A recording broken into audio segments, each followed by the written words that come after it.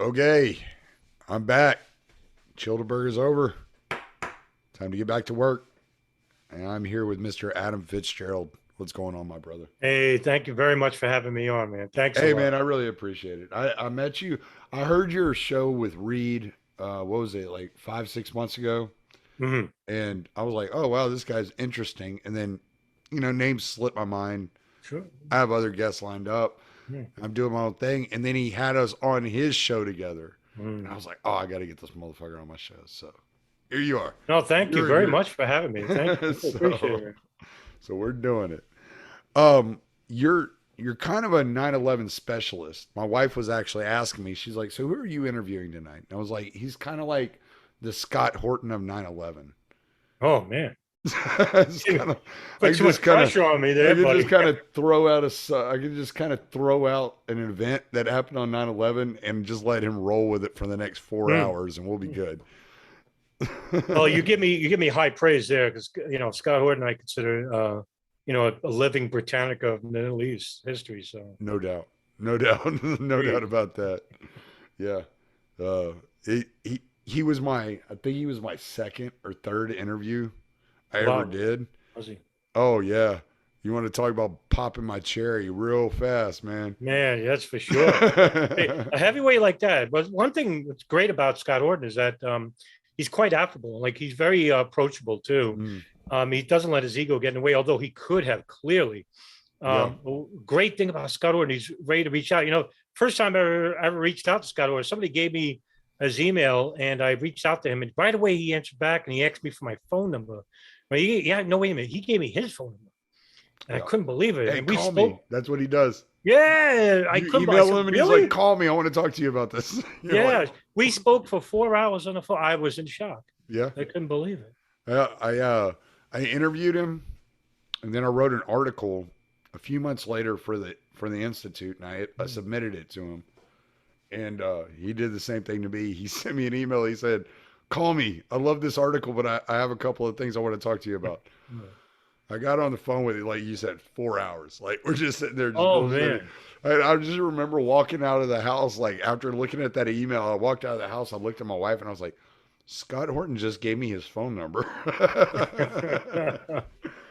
Yeah, it's a great thing about Scott Horton is that when you interview him, it's basically a very short question you could ask, and he can carry it for another hour. Yeah, yeah, And it is just awe-inspiring to see that man actually elucidate his thoughts in a very lengthy amount of time and won't bore you for a second because every right. word that comes out of that man's mouth is basically recorded history.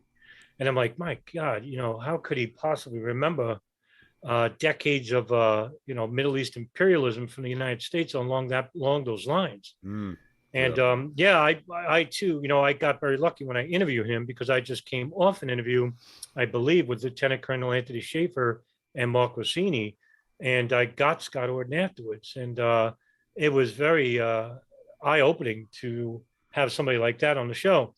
And we really took off right after that mm, because people started noticing, say, hey, hey, I want to be on this show. And when we yeah, reached out to certain people, yeah, basically they wanted to come on. And so for you to have them on that early, wow, that meant a lot. Right, yeah. probably. That was like 2018, September 2018. Oh, wow. Yeah, and we became fast friends. Me and Scott are good buddies, and I'm just Sure. lucky enough to have a good relationship with him and be able to work with him at the institute. Yeah, Yeah, so, absolutely.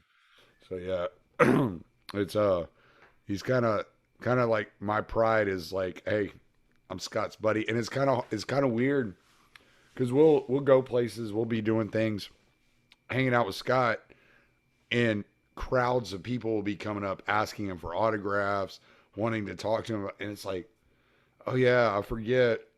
He's not just my friend. He's still Scott Horton. Yeah, he's still Scott Orden, right? Exactly. So it's like, so yeah, it's pretty interesting to watch that happen. I was actually, we were talking about Childeberg before we started recording. Last year when we were there, we met a guy like within 5 minutes of getting there. This guy named Rusty. We're hanging out with him. He's at a campsite. I don't know, not far behind us, maybe I don't know, 15 yards behind us. Hey, come on up. hang out with us, the dogs. You know, we'll be sitting with my buddies, just chilling out. So we're camping. Our tent's right next to Scott's. We all have like a little circle going, hanging out. Rusty's hanging out there, and him and Scott start talking about skating. And they're talking about skateboarding and just bullshitting for over an hour about skateboarding. And then Scott has to go do something or something happens. And Rusty looks and goes, so when's Scott Horton getting here? And it's like, you were just talking to him. And he goes, why didn't somebody fucking tell me I was talking to Scott Horton? You know, it's like, we didn't know you didn't know you were talking to Scott Horton. Right. They had no clue. Yeah. Because he's just so laid back, such an easygoing guy. He's so much fun to talk to.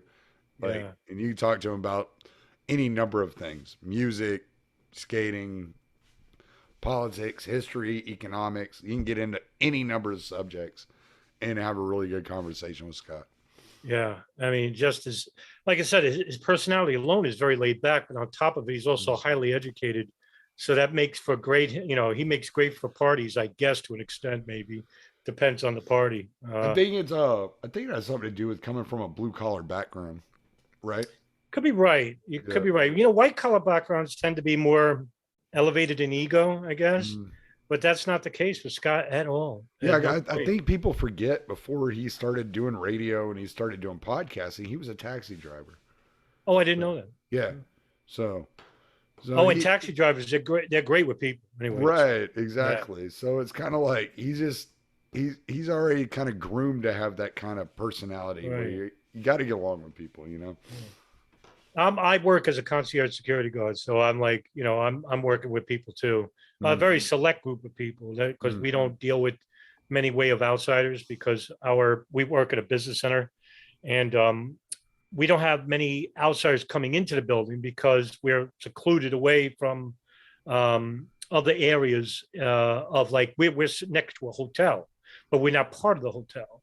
So, but we're a business center and anybody who comes in the building is actually a guest or a worker of the employee of the building. So we don't deal with like, we're not like a university where you deal like probably 1,000 people a day. Right. I deal with maybe 40 a day. Yeah. Makes it much more manageable. Well, let's get into 9/11 a little bit because like, I'm kind of one of these people that I just don't find myself that interested in it. But when I listen to you talk about it, it reminds me of the Kennedy assassination. Like it's that there are that many layers happening. There's that much depth going on.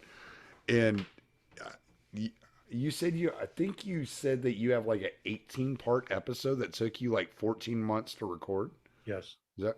Right. I'm gonna road to 9/11 series I did with Richard Cox. I'm gonna have to listen to that. Yeah. Because I haven't listened to that. I've heard you on Reed's show, and that's pretty much it.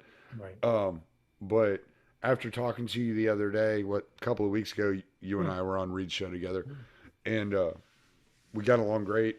I enjoyed talking. I loved it. I was a last second addition to it. So I was actually shocked because Reed actually had mentioned somebody else might join. And so whenever I saw somebody popping in, I thought that's who it was, and it was you. And I was like, "Oh, I remember this guy." know, I was like, "Oh shit." So, one of the first questions I have for you about 9/11 though, it's something that's happened actually since then.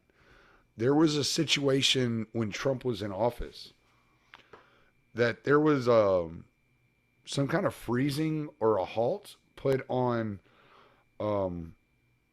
the lawsuits against Saudi Arabia. Do you know what happened? What was going on with that? The Southern District of New York actually was being pressured by the Saudi lobby, or as everybody would know as the Gulf lobby. Unlike Israel, where they have their own physical lobby called the American Israeli Public Affairs Committee, Saudis actually tend to stay in the shadows more, so to speak. And that's only because as a culture and as a religion, they share nothing really in common with the United States. They're led by a monarchy. We're led by a democratic elected president. They're led by a quasi-religion of sorts. We could be defined as a quasi-religion when it comes to evangelical Christianity, but our constitution is secular. So, but Saudi Arabia basically has no commonality with the United States, and they act in like behind the scenes, but they're very powerful. In fact, more powerful than Israel because they spend tens of millions to our elected officials, both in the Democratic and Republican parties. And in this fashion, they are very, very powerful. And they actually persuaded the Southern District of New York to favor, as well as the Department of Justice, the FBI, to basically not investigate further. And they're being pressured. And for example, I've interviewed an FBI agent out of Phoenix named Ken Williams. He's very infamous for being known for the man who penned a document called the Phoenix Memo, where basically months before 9/11, he was warning agents in the United States that there was an unusual number of Arabs connected with terrorist groups that were training at flight schools in Arizona. And basically that document was read in time, and a lot of people gave it credit. But what happened was that Ken Williams, after he retired, he was asked by the FBI to not help the lawsuit against the Saudi Arabian government by the 9/11 victims' families. And they did this, many years later, in 2019. And that's shocking when you hear it. The Department of Justice is actually being persuaded by the Saudi lobby to not investigate or help the 9/11 victims' families regarding the civil suit in Saudi Arabia for their role in the 9/11 attacks by pre-funding some of the intermediaries that were helping at least two of the hijackers inside the country. And when you think about it, it's like, this is a treason when you think about it, because you would think that a domestic agency is going to actually serve in the best interests of the American public, but that wasn't the case here. And that just goes to tell you just how powerful the Saudi lobby is that they can have a cover-up of such a magnitude regarding the State Department and the Department of Justice to go along with it. But the Department of Justice is actually just being pressured by the State Department to not interfere with this civil suit case against the kingdom. And that's only because our relationship with Saudi Arabia goes back to 1932 when we discovered oil, and that, we regulate the oil market in the Gulf. And so that right there just tells you that there's, trillions of dollars are at stake. But there was a break in the case because last year, the Southern District of New York tended to reverse and asked the law firm Kreidler and Kreidler to basically look at new documents and files. And basically what happened is something I broke this year, and very few people did, was that there was a 510-page document from the Penn bomb investigation and Operation Encore, two FBI investigations into Saudi financing. And what they found was that, yes, there was funding directly from a government agency to an intermediary to two al-Qaeda operatives who were involved with the hijacking of American Airlines Flight 77. What this did basically, now it's come out, it's declassified, but it only reinforced what we always knew, but we just couldn't prove. Now we could prove it. Right. So, and who knows what else they have, because, we don't know how much documents and files. I think it's in the tens of thousands or even hundreds of thousands of files from those just two FBI investigations, not counting, the CIA and NSA, what they have. It's probably in the millions what they have. And, that's something we could talk about. But yeah, the FBI basically for years covered up Saudi Arabia. The State Department still does. Yeah. One of the things, whenever I read that story about shutting down the lawsuits, I remember it, and maybe I'm remembering it wrong, that Trump pressured the FBI to pressure the Southern District of New York. Was that what was going on? I know you said that the Saudi lobby had a lot to do with it, but where were they coming into the equation? Were they interceding between Trump and the FBI, or were they going straight to Trump? Like, what was happening there? No, this is actually, it has to come from the top. So when we talk about the State Department, we are talking about the highest levels of the White House. Yeah, we're talking about the executive branch. Yeah, executive Absolutely, branch. yeah. Exactly.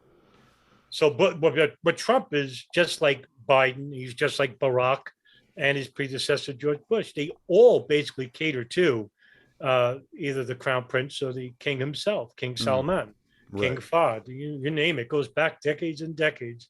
So yes, I mean, they know the power of the Saudi kingdom, and that is the Saudi kingdom basically can produce less oil for the United States, where in the United States, basically they'll come into an oil crisis or a gas crisis. Kind of what's happening right now, right? Yes, exactly. Hey, Laywood, it's funny that you touch on this because this is important, because just last year, I think it was Blinken who actually went to Riyadh and basically spoke with Crown Prince bin Salman, Mohammed bin Salman, and said that they need more oil production. And Mohammed bin Salman said no. Yeah. And so in return, Biden basically released that batch of FBI files to say, hey, you better play ball so we can, show that, you are involved with the pre-intelligence and funding of certain people in the 9/11 attacks. But, this ain't going to make Biden a hero. It's basically still showing you that, yeah, hey, we got all this information, but we're not going to release it. Yeah. Yeah. Because they know for sure. I think it was you. I think it was a massive cover-up going on. I think it was a conversation you had with Reed where you made a comment about it's okay. Americans can believe whatever they want, but they can't know anything. That's a quote by E. Martin Schatz. He's a forensic psychologist and former JFK researcher. And the name of the quote is Belief versus Knowledge. And it's, my favorite quote because I try to live by it regarding this specific venue of September 11, 2001.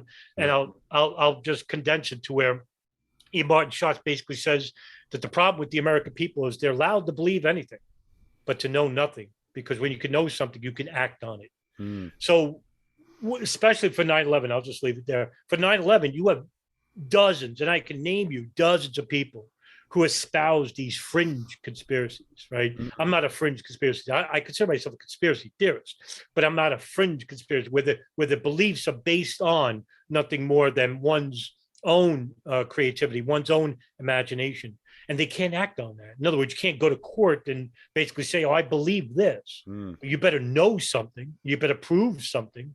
Then you can act on it, right? You can act lawfully on it. Whereas, I can name probably a handful of people that I would recommend to talk about this topic with any validity at all. And that's the real crime about 9/11, whether that was manufactured on purpose or not. The CIA, for example, the CIA doesn't need to do anything right now because the Truth Movement's doing it for them by allowing certain people to. You couldn't have better operatives. Right. Yes, you could. So, right.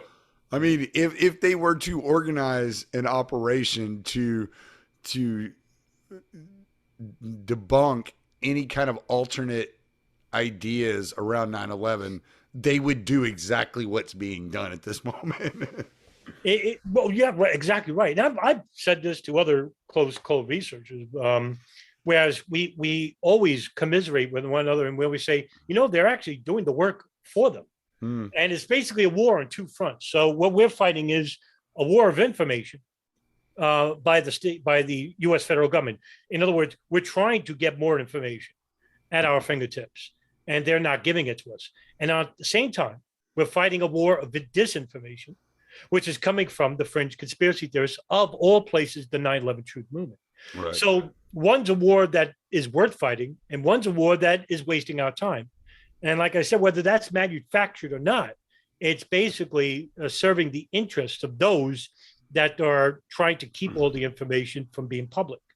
And like I said, with the U.S. federal government, they basically are not very accommodating when it comes to giving information that could actually show 9/11 for what it is.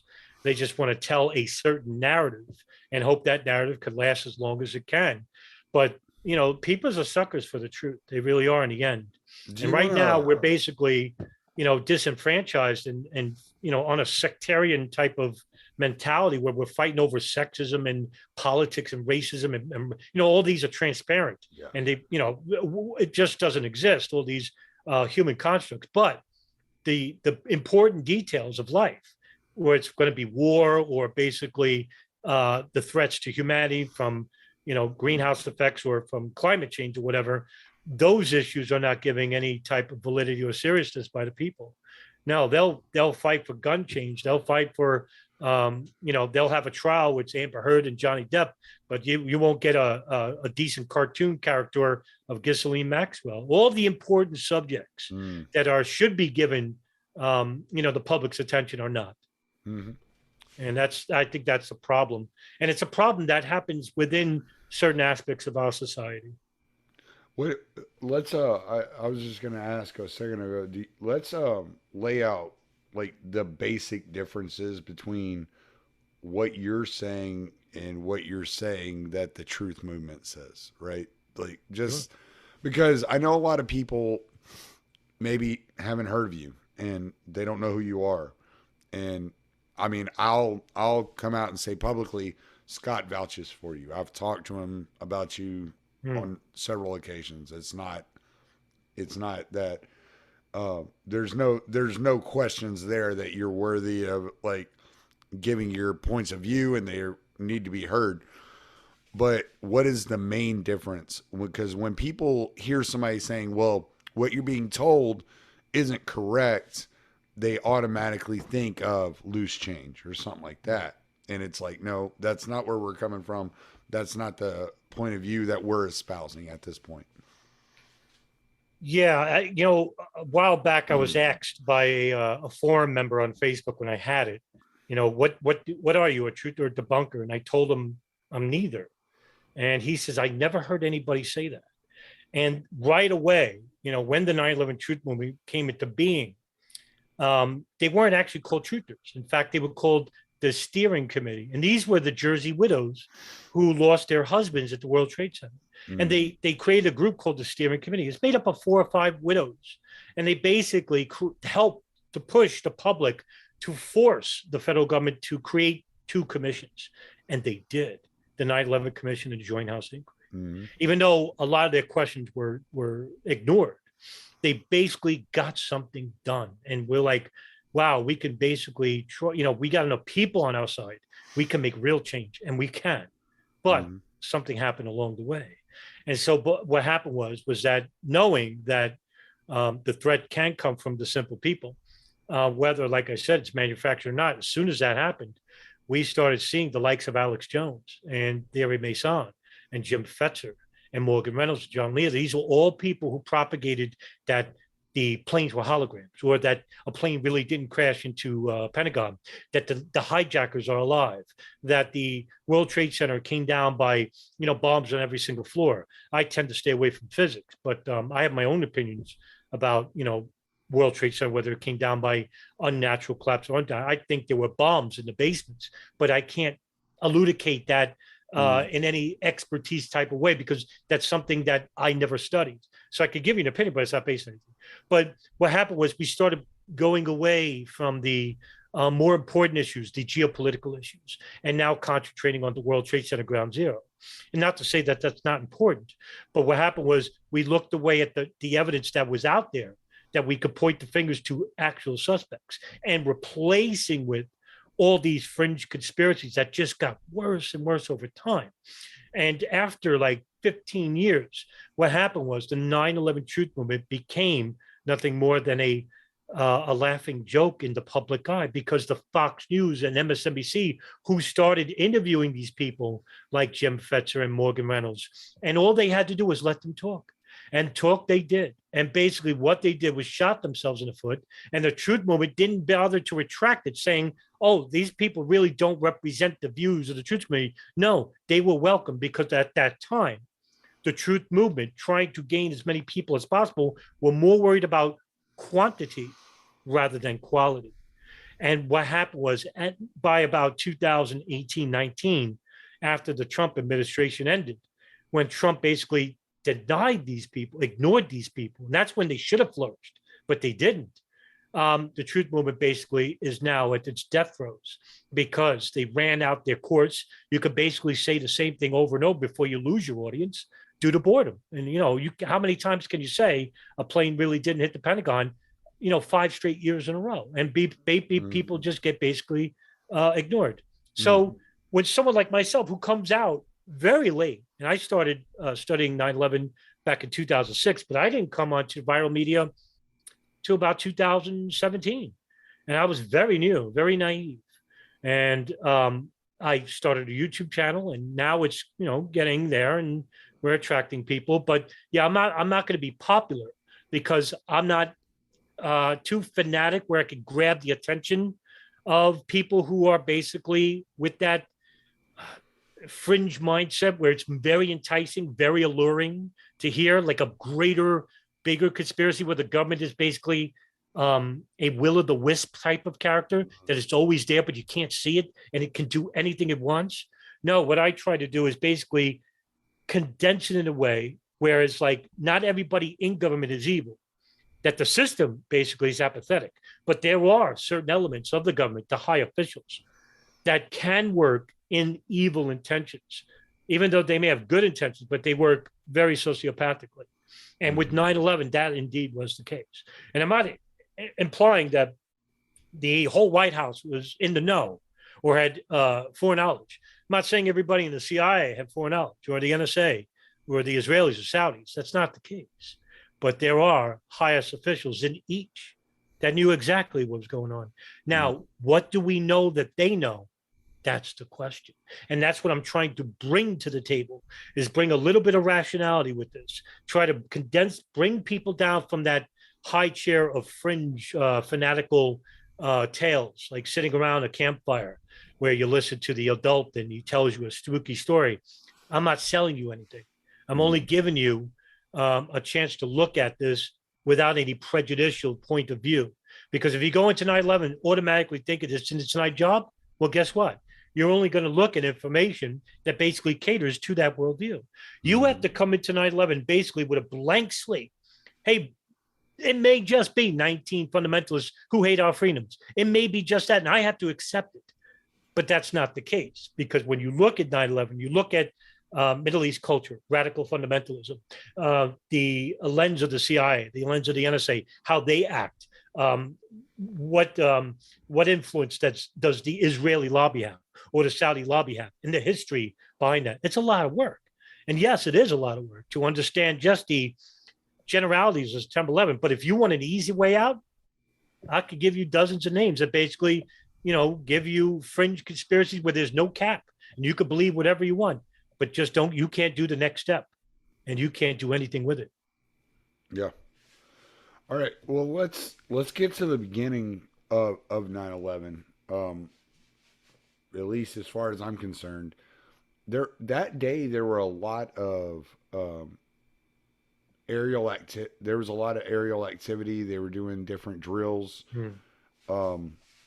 So it seems like from watching James Corbett and kind of reading some of the stuff that he said and done on this, there was a lot of confusion as to what was real, what was fake.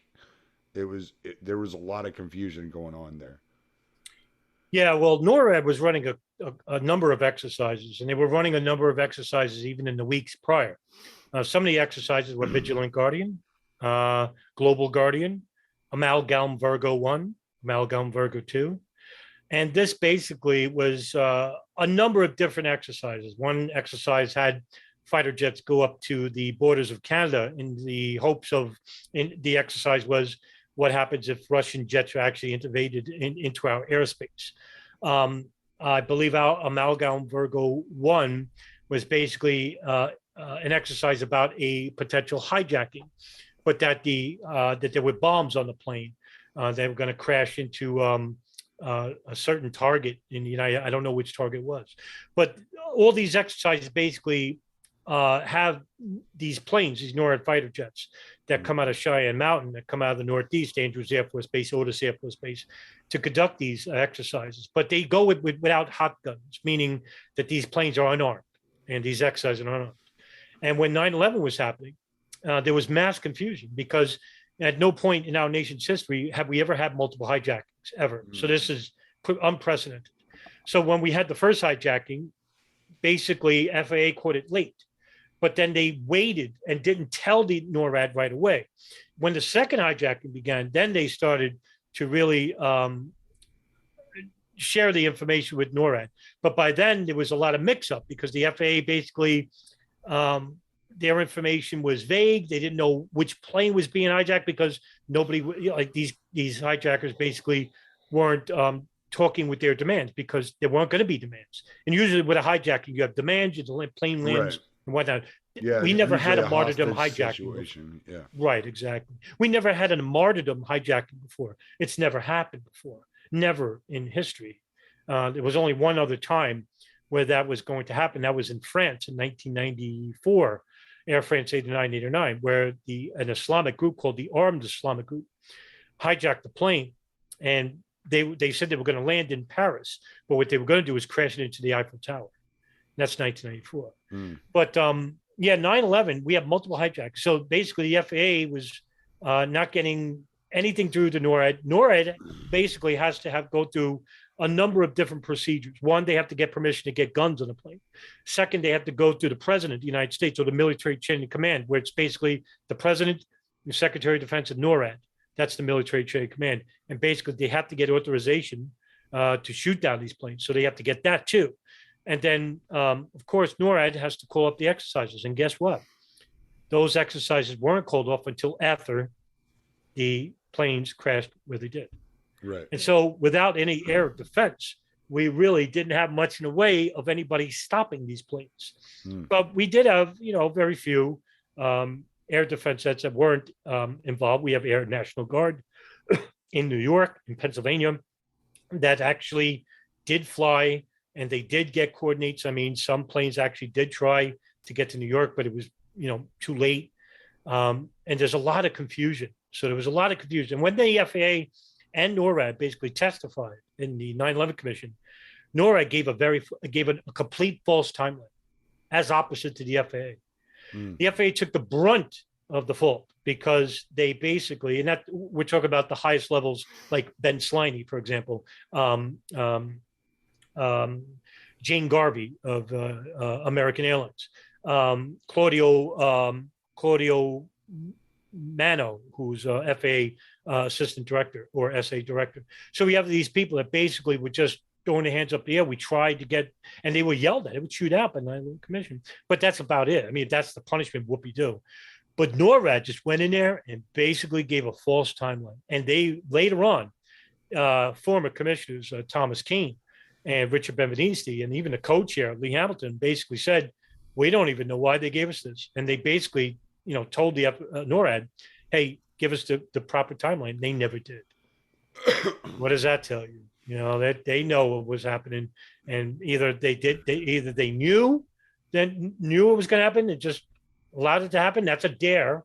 I mean, I wouldn't really say that, but or they didn't get much in the way of it. Royalty. Oh, it was a tremendous blunder. I mean, I think that was the real reason. I mean, to go to the next step and basically say, that they had foreknowledge, I can't go that far. I could do it with the CIA for sure, but not with I can't do it with NORAD. There was information that came out that the intelligence agencies did have foreknowledge, and there was a lady who wrote a book, and I had the book. I had the audio version of it. I don't think I have it on my phone anymore. It was on my old phone, but she wrote a book that she was. Not the ambassador, but she was involved with Iraq. And Iraq had given her the information. Now, I kind of blew this off because... Susan Lindauer? That might be it, yeah. It sounded kind of fanatical. I was kind of like, this kind of sounds kind of weird. I'm not sure about this. I asked Scott about it. Scott's like, that doesn't sound familiar. I don't know anything about this. So I just kind of let it go. But... I mean, let's say she was in the intelligence agency. I mean, she's making claims that they had foreknowledge. She's making all kinds of wild fucking claims.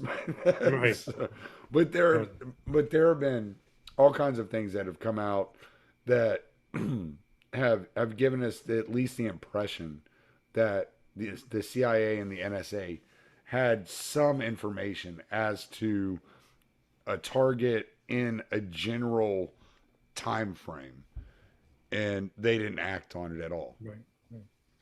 The name of the book, Extreme Prejudice, is that something? Yeah, okay, that's that's Susan Lindauer. Yeah. I am on the fence regarding Susan Lindauer, and she's the only person I say that with. I'm like, I don't know what to make of her. I don't know whether she's legit or is she really a little bit off. I can't make that decision. It's really troubling because I like to make a decision. I really can't. Yeah. But I'll even bypass her and say, yes, the CIA basically had enough information regarding that they could have stopped. Now, look, that's not my words. I'll basically try and elucidate my thoughts a little bit clearer for the audience.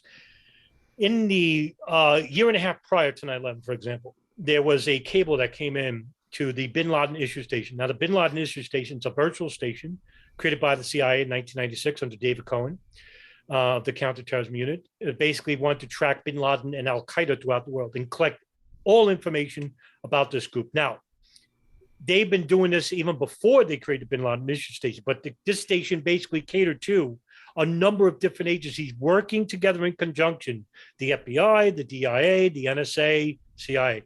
Now, the thing is that there are walls within each agency. And so these walls basically didn't allow for each agency to be honest with one another, to be, to share with you. Mm-hmm. So in other words, all the information that was gleaned from these agencies running their own operations on Bin Laden and Al Qaeda were shared with the Bin Laden issue station, but not everything was shared with each agency. And this led to a problem. So one day, basically a cable came in regarding Khalid al-Mihdhar and Nawaf al-Hazmi. These are two guys who were basically in a very high-level terrorist meeting called the Al-Qaeda Summit Meeting. It was held in Kuala Lumpur, Malaysia. And at this meeting were all like top levels of terrorist cells that were talking about operations. And the CIA knew about this because they were told by the NSA, who were listening in on a phone call on a house that they were monitoring for years in Yemen. And this house was an Al-Qaeda communications hub. And so for 5 years, the NSA had every single phone call. That's a lot of data. Yeah. Not to mention they were listening to Bin Laden's satellite phone for years. So you could just imagine what they were talking about. Anyway, they were coming to the United States, these two guys, Khalid al-Mihdhar and Nawaf al-Hazmi. And they both had U.S. visas too. And so the CIA knew this, and they got the information at the Bin Laden issue. Oh my God, But one of the agents who read the cable early in the morning was a guy by the name of Doug Miller, who worked at a New York counterterrorism unit under John O'Neill, the legendary John O'Neill, the I-49 unit. Mm. That's a Bin Laden unit. And he read the cable, and he drew up a draft cable, trying to warn headquarters, hey, we got two guys who are basically indirectly involved with the with Al Qaeda, or at this meeting, high-level meeting. Later on, they were involved with the USS Cole bombing at some extent, the 1990 East Africa bombings at some extent. They served in Bosnia as a fight against the Soviets in the early 90s. These guys were dangerous. They were legit Al Qaeda. Can I ask you something real quick? Yeah, sure. There was a book. I saw it. I haven't read it. I just saw it. I read the reviews on it. I read the outline of it. It's called, what is it called? Visas for Al Qaeda. Oh, Michael Spring, J. Michael Spring. That might be it. Yeah. It's been a couple of years since I saw it. You just triggered it just now. So this guy was talking about there was a CIA operation out of an embassy in Saudi Arabia, in which they were basically just handing out visas to these operatives. And so is that kind of where you're going with this? Is that kind of what's happening? No, that happened years prior.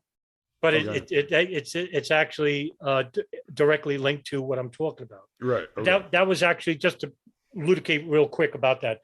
That's called the Visa Express program, and it was run by the United States.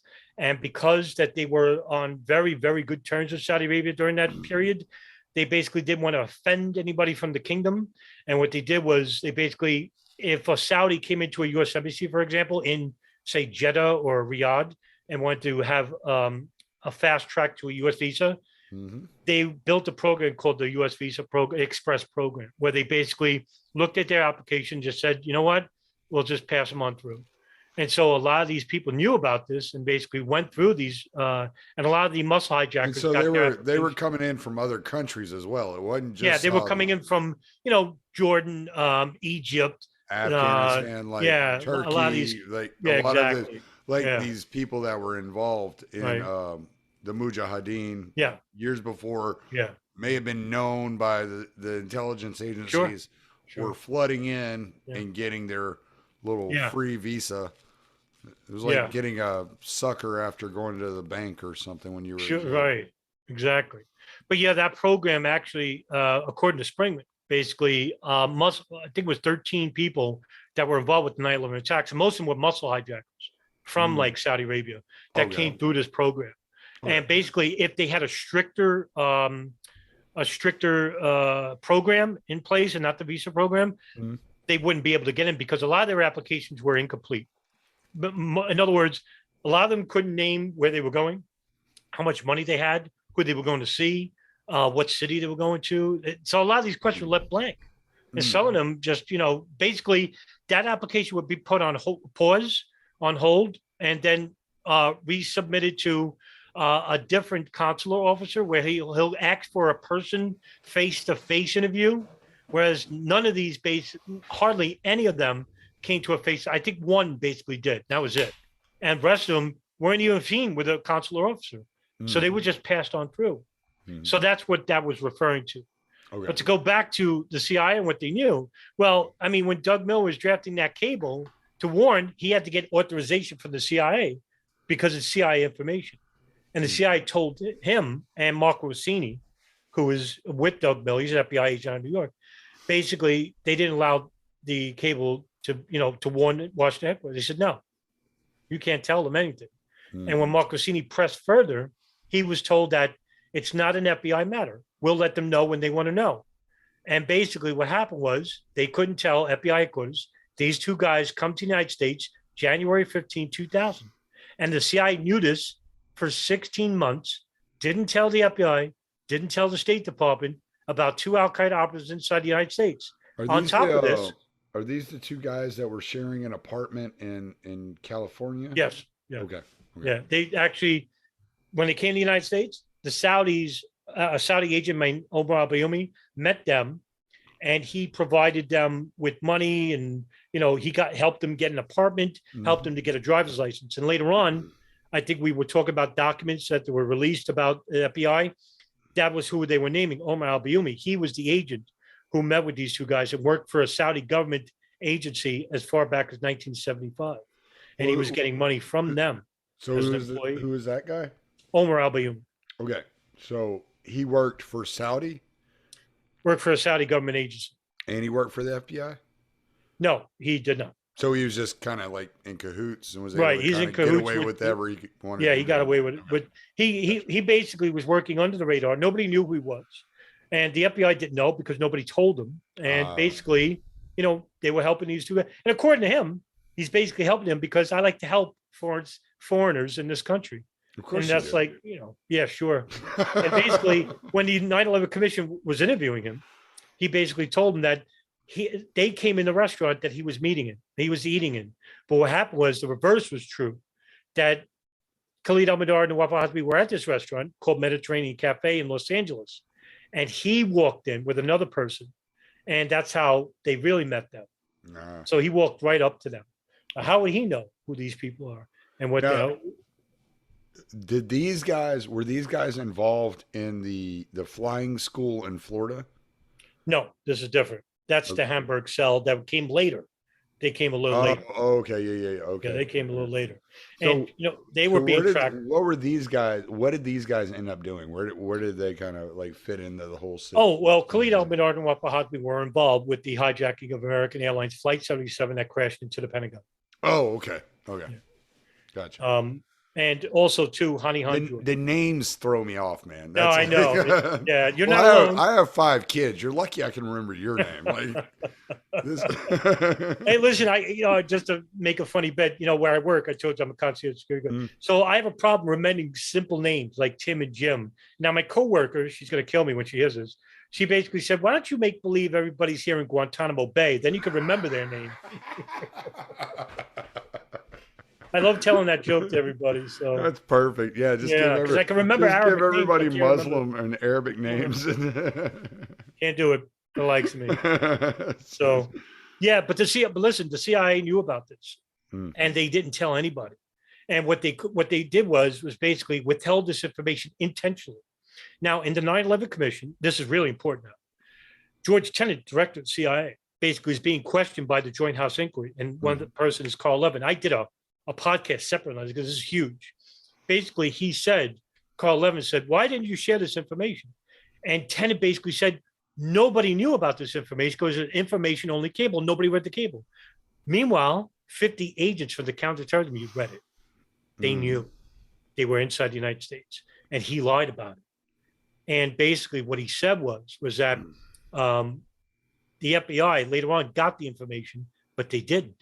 What happened was CIA counterterrorism unit, probably under Tenet's orders, sent an analyst to the FBI in 2001, 2 meetings too, and went and showed them pictures that were taken of the Malaysia Kazama meeting, a big meeting, because they were taking pictures of them, and asked the FBI agent there, his name is Steve Bongard, and he said, do you know anybody in these pictures? And he said, no. He said, who are they? Why you found them? He was, I'm not allowed to tell you that. And George Tenet said, I never told him that. Meanwhile, that agent's name, the CIA analyst, his name is Clark Shannon. He gave closed-door testimony to the Joint House and said, I got the orders from Tenet not to tell them. And I believe him. Now, why did he lie about that? So later on, Thomas Drake, the former senior executive of the NSA, after he's the whistleblower. He's the biggest whistleblower since Daniel Ellsberg. Right. Yeah. And basically what he said was the NSA, by listening to all the phone calls of Bin Laden's satellite phone and the house in Yemen, had collected so much metadata, so much, that they alone could have stopped 9/11 from even happening. Jeez. And what does that tell you? I'm not selling you a conspiracy. I'm not selling you a fringe conspiracy. I'm not selling you the official narrative as they, so to speak. I'm selling you what they're telling you. And what they're telling you is they knew. Okay, so when 9/11 happened, I was in the military. I was in basic training, actually. And I remember when I got out of the military, there was a lady running for governor of Texas. I want to say her last name was Sotomayor. I could be wrong. But a Hispanic lady. And she brought up a lot of questions about 9/11. And every conservative, because she was running as a conservative, every conservative on talk radio and everywhere else just blasted her. And so we were made to believe that anyone who had questions was a kook, was just insane. And so it was kind of like, all right, whatever. It's a done deal. This is what it is. And it wasn't until years later that I found out, or heard the first time I ever heard 28 pages. I was like, what is this? Like, this some like, instead of 28 days later, we're going to have 28 pages later. Like, what are we talking about? The next horror movie? Like, what's going on here? So, yeah. And so I guess it was, I'd say probably, well, let's just put it this way. Once I really started looking into the activities of the CIA and the U.S. government in history, then I was like, oh, I'm not putting anything past these people. Like, yeah, sure.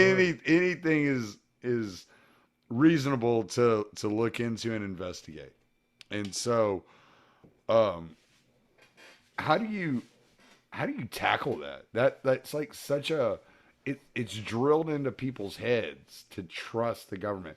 And I think that you see more nowadays, people are less trusting of government than they were when I was younger. Probably, I would say that we're probably as distrustful of government as my great grandparents, my great grandparents were. That kind of deal where it's kind of like, I don't know about these damn people. I think with the advent of the internet, we're much more prone to know what other people are thinking, and so maybe that's a reason why. But I think you're right. I think there is a growing resentment toward the federal government because they're becoming much more outlandish, much more out in the open about what they're doing, and what they're doing is affecting everybody as a whole.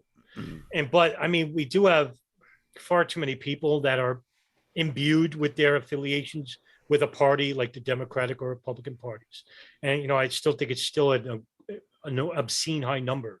But I do think you're right that there is a growing resentment regarding the common people, the lower classes, even the middle class, that are finally saying, you know what, we're sick and tired of, no changes at all. Well, yeah, I would just say those that most of us call normies, those that don't pay attention to politics on a regular basis. Right. Yeah. Yeah, because I don't vote, and I think voting is akin to voting for crime or a criminal. I don't discern. I don't vote because Mark Twain told me it didn't matter. Right. Well, I think it's. He's probably a little smarter than I am. I'll say this once. I think voting is un-American. So because it doesn't serve any American's interest. Right. That's why I say it. Yeah. And it's not I'm not like then I get the old adage like, well, you can't complain. Well, no, I can't. In fact, I can't. I'm going to complain because you're the one who chose this shit. That's right, exactly. You're the ones who are voting in these people who give us the problem. I didn't choose any of these fuckers. Right, I didn't participate in this matter. So yeah, that's the old George Carlin. George Carlin did a stand-up joke about voting, and he said that too. So I can't take credit, but when it comes to like this distrust for the CIA, basically, what for me anyway is basically all you have to do is read a general description of them, what they did throughout history.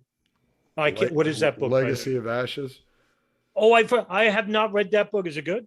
I haven't gotten to it yet, but I got it there. It's 700 pages of CIA crimes. I wish I had it. But I have read Poisoner in Chief, which is really good. Is it? If you haven't read that, that's well worth your time. It's brilliant. Really? Poisoner in Chief? I got to remember. It's about Sidney Gottlieb. Oh, he's great. Hey. Oh, he's and great. then I have The Ghost, the book. It's The Ghost. It's about James Jesus Angleton. Yes. Yeah, that's a good one too. Yeah. And then David Talbot's The Devil's Chessboard. That's one of the best books I ever read. Yeah.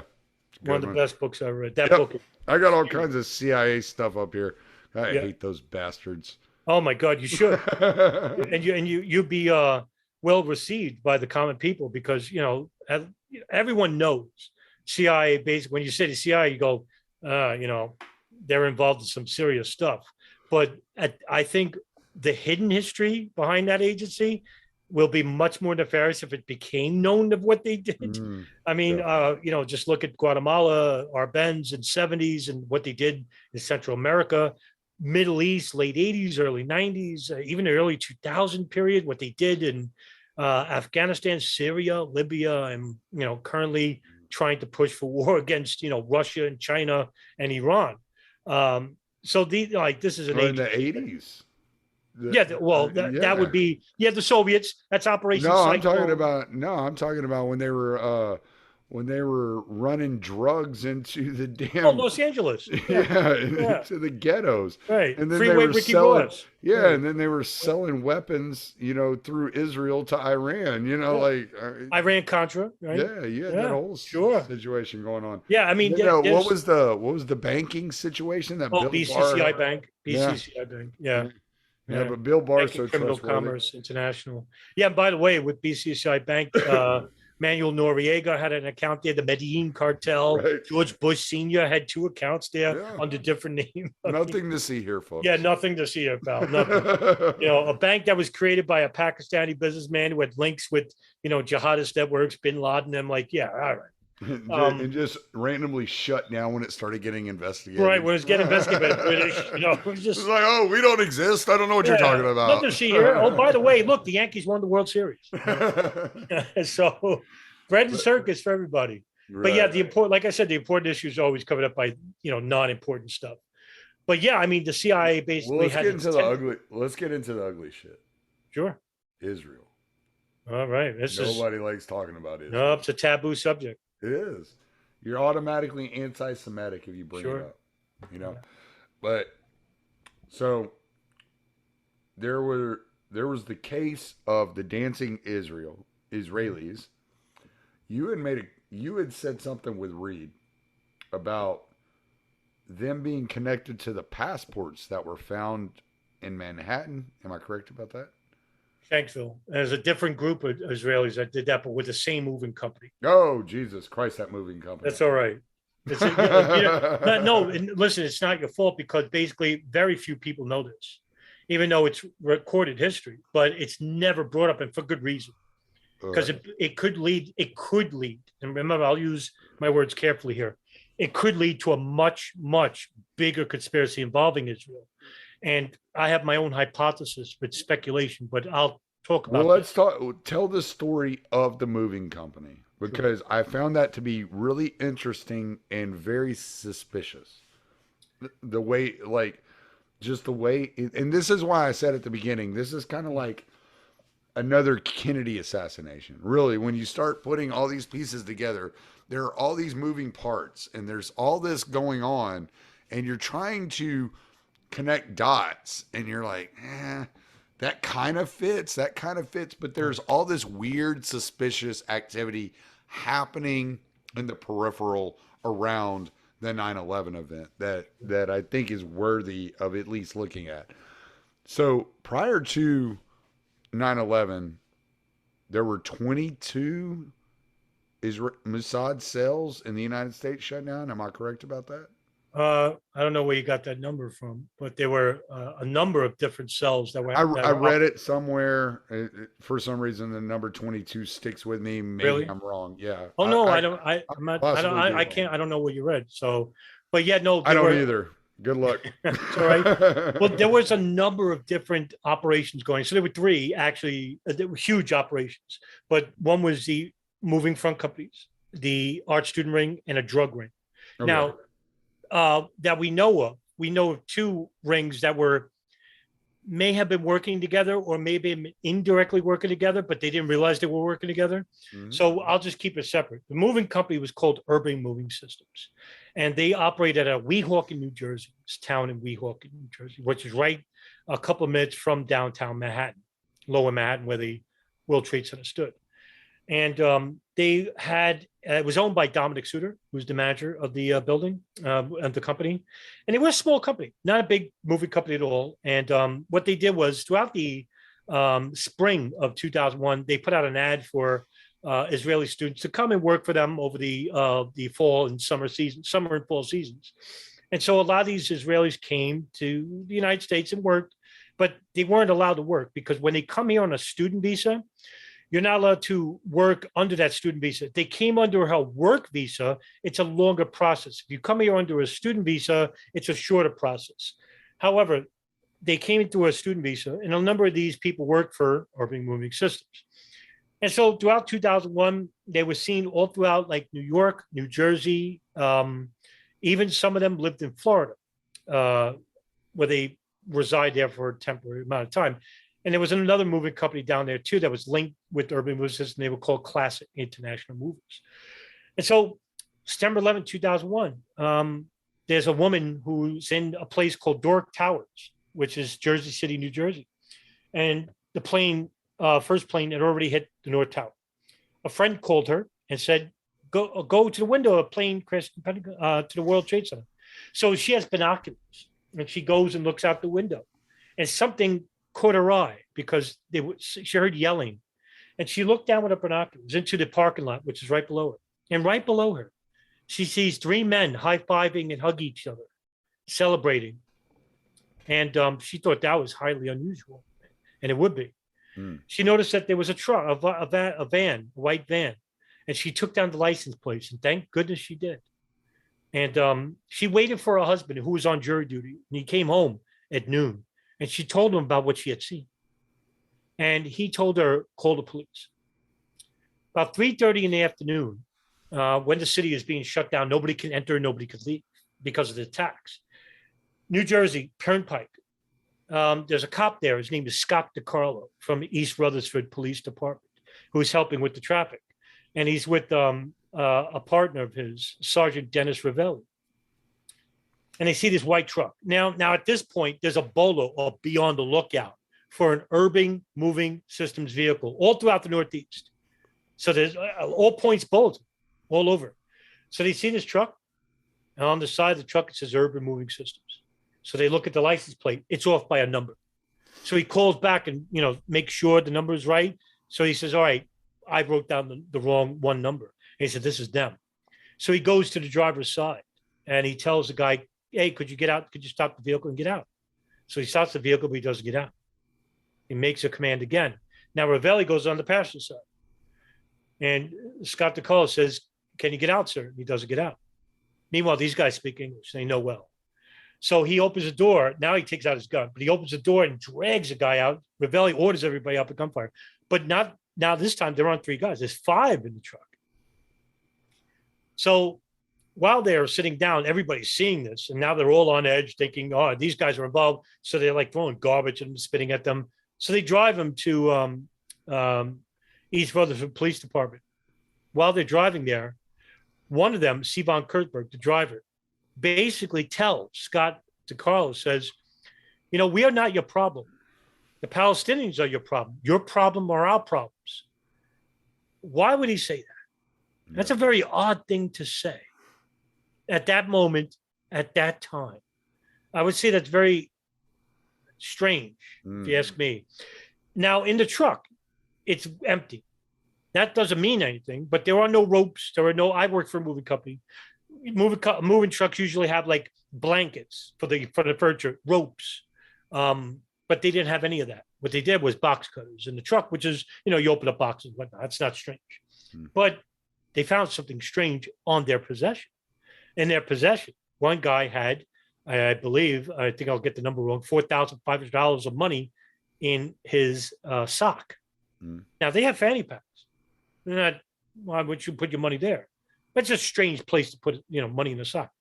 But the more incriminating items were a map. There was a map, and highlighted in yellow was the World Trade Center and Doric Towers and Battery Park. What happened at Battery Park? Well, there was a white truck there. Didn't say urban moving systems, but the guy that was seeing the truck, the Tabolo, basically said he heard them speaking Hebrew. He thought they were Jewish, but they drove away and whatnot. So they were seen as urban moving systems. So they detained these guys. All of a sudden, another truck, this time in Pennsylvania, going toward Ohio. They're stopped on September 11th.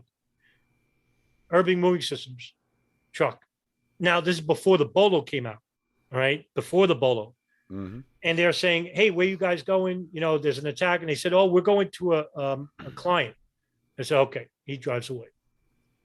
So Dancing Israelis, these guys, they're called the Dancing Israelis. The media calls them that, but actually the FBI calls them the high fivers. So they're being questioned by the FBI. September 12th, 2001. They call Dominic Suter. Hey, could you come in? He comes in for an interview. And, he leaves. September 12th, 2001. Pennsylvania. Now the word is out. Hey, wait a minute. These guys may have something to do with 9/11. Now there's a Bolo out. That same truck that was going to Iowa now comes back. That town is called York, Pennsylvania.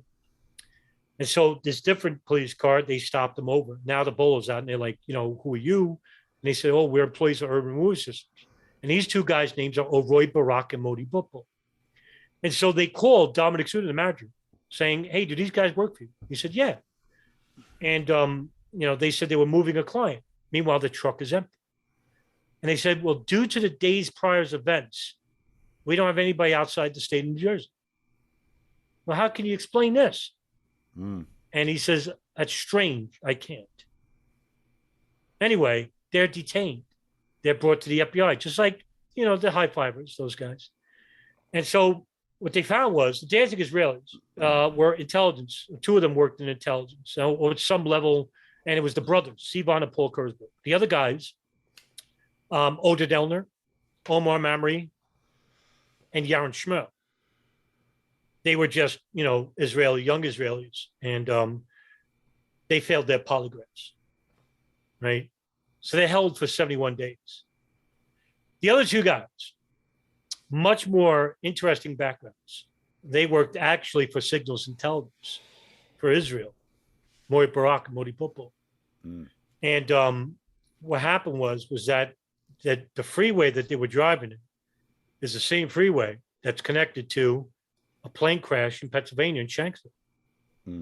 And here's my theory that I told you about. This is speculation, plain speculation. I think these two guys basically went and dumped a passport or an ID card belonging to Ziad Jarrah. You're saying, who's Ziad Jarrah? Well, Ziad Jarrah is allegedly the pilot that crashed in Shanksville, Pennsylvania of United Airlines Flight 93. And you're probably saying, why? And they found the business card there too. And it belonged to his uncle, Asim al-Jarrah. I'm going to get into this. This could lead to a much bigger conspiracy. And why am I saying this? Now, remember, what I'm proposing is speculation, base speculation. It's a working theory I'm working on. Years ago, Ziad Jarrah had a cousin. His name is Ali al-Jarrah, school teacher in Lebanon for years, decades. Very respectable man, born in Lebanon, worked in a schoolhouse there. He was arrested by Hezbollah and the government of Lebanon, police. And what they found was that he was a spy for Israel for 25 years, spying on Israel's behalf against Hezbollah. In fact, one of the last operations that he was a part of was the assassination of a high-ranking Hezbollah leader named Imad Mughniya, and he was killed by a CIA drone on Israel. Israel was involved, and that was one of the last operations. And I think that's what got Ali al-Jarrah in trouble, because they knew, and he was arrested. He was working for them for 25 years. He had a brother, Joseph al-Jarrah, that was helping him for 10 of those years. Right? It doesn't stop there. Ziad Jarrah has an uncle, Asim al-Jarrah, who actually was a member of the Abu Nidal organization, which is an older Arab terrorist organization that Abu Nidal was basically insinuating working on behalf of the Israeli Mossad. He never denies it. And he basically does state that he works where the money goes.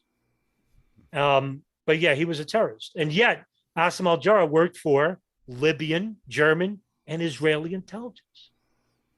And so what I'm trying to say is, here's the Jarrah family, who basically has, goes back decades of working with Israeli intelligence and foreign intelligence too, not just Israel. And all of a sudden, Ziad Jarrah, born in Bekaa Valley, friends with Christians and Jews, raised to be a secularist, not a very religious family at all, goes to Germany when he's old enough with his brother, Salim al-Jarrah. They go to the University of Greifswald, where they want to study aeronautical engineering. Never goes to a radical school in Lebanon, never teaches. All of a sudden, when he gets there, what does he do? He goes and becomes part of the most radical mosque in all of Germany, Al-Quds Mosque, the most radical mosque in all of Germany, and goes there. And the story is he becomes radicalized. German intelligence is called the BFB. Now that name is really long, and I can't say it's all. Cut it short, the BFB. And for years they were monitoring this mosque because they heard about it, they knew about it. They're preaching anti-Western sentiments. It was run by an individual named Mohammed Fazizi, and going to this mosque was Muhammad Atta, Ramzi bin al-Shib, Marwan al-Shehi. And those names ring a bell. Well, they were involved with the hijacking of American Airlines 11, United Airlines 175. And Ramzi bin al-Shib was a money courier and the functioning between bin Laden and the hijackers. And so Ziad Jarrah is in this mosque. And at no point is he ever seen with any of them. Now, he meets his girlfriend there, Angel Sanguine, dates her for 3 years, never lives with her. He lives alone. Now, he becomes part of the planes operation, as it's called, because he goes to Afghanistan with Muhammad Atta and Marwan al-Shehhi. This is the only time in history that we know of where he's actually in a video with Muhammad Atta, but there's no sound. Now, I have the video, but there is no sound in the video. But he's in the same shop with him, and it's January of 2000. And it's in Tanakh Farms with Osama bin Laden talking on a podium. But they're writing a will. It looks like a will that they're writing or a piece of paper. But when they come to the United States, Ziad Jarrah, Muhammad Atta goes to Florida first, then Ziad Jarrah later. And at no point is Ziad Jarrah ever living with any of the hijackers, even just days prior to 9/11, with the Muslim hijackers now entering the country. Ziad Jarrah is allegedly one of the pilots. He goes to a Days Inn motel in New Jersey, in Newark, New Jersey, right near Newark Airport. He rents a room for himself, and he rents a room for them. Now, why would you not want to just rent a room, one room? What does it matter? You're going to die the next day anyway, the next 2 days. No, he's never, ever seen with any of the hijackers, ever lives with any of the hijackers at any point. No one ever sees them together, ever. So my theory is this. When 93 was hijacked, there were 6 phone calls made on that plane. Now, according to the FBI and according to the 9/11 Commission report, there are 4 hijackers. Ziad Jarrah is the suspected pilot. The Muslim hijackers are Saeed al-Ghamdi, Ahmed al-Nami, and Ahmed al-Hasnawi. Okay? Mm-hmm. These 6 calls all say 3 hijackers. 3 of them say they're all dark-skinned males. And if you Google Ziad Jarrah, he's as white as the driven snow. Mm-hmm. Okay? 2 guys in the cockpit, 1 guy's outside the door, and it's the only time out of any of the hijacked planes where the guy is seen with a bomb belt. Now, is he making up for the fact that he can't hold them back because they lack muscle, unlike the other planes? That very well could be. But my theory is this. Ziad Jarrah never got on that plane. He was there all the way to near the end. He makes a phone call to his girlfriend, Angel Sanguine, who's basically getting tonsils cut out. And he tells her, I love you. I love you. He says it 3 times in a row. And he hangs up. According to the FBI, to the 9/11 Commission report, they don't know whether that phone call happened at the hotel room or at the airport. Now, how do you not know? I bet the NSA knows. How the hell do you did? Oh, yeah, right. Somebody knows. Right, somebody knows for sure. Yeah. But he gets his boarding pass that we do know of. Now, does he get on the plane and then goes out the side door where the baggage handlers come? You know, when you go in, when you make that connecting hallway, and there's that door that leads into the tarmac for for the late luggage to come on. Right. That very well could be. Or was he on the plane? But my theory is this. I don't think he was ever on that plane because the phone calls state there were only 3 hijackers. Now, the only thing that's making me say he was on the plane is because his voice is heard on the plane when the plane's in the air saying, everybody sit down. We have a bomb aboard. Please sit. And he makes 2 announcements. So I don't say I can't definitively say he wasn't on the plane, but there is a theory. I think he was the Israeli moment. What? That Israel needed. At this point, do you think he would have come forward? His name being smeared out there, or do you think he took on a new identity? Oh no, yeah. Well, by the way, good question. By the way, that's a great question because Angel Sanguine was interviewed by the FBI in Germany. She's now in the witness protection program. Why is that? Yeah, her life is not in danger, and Ziad Jarrah is dead, allegedly. Why is she in the witness protection program? Right.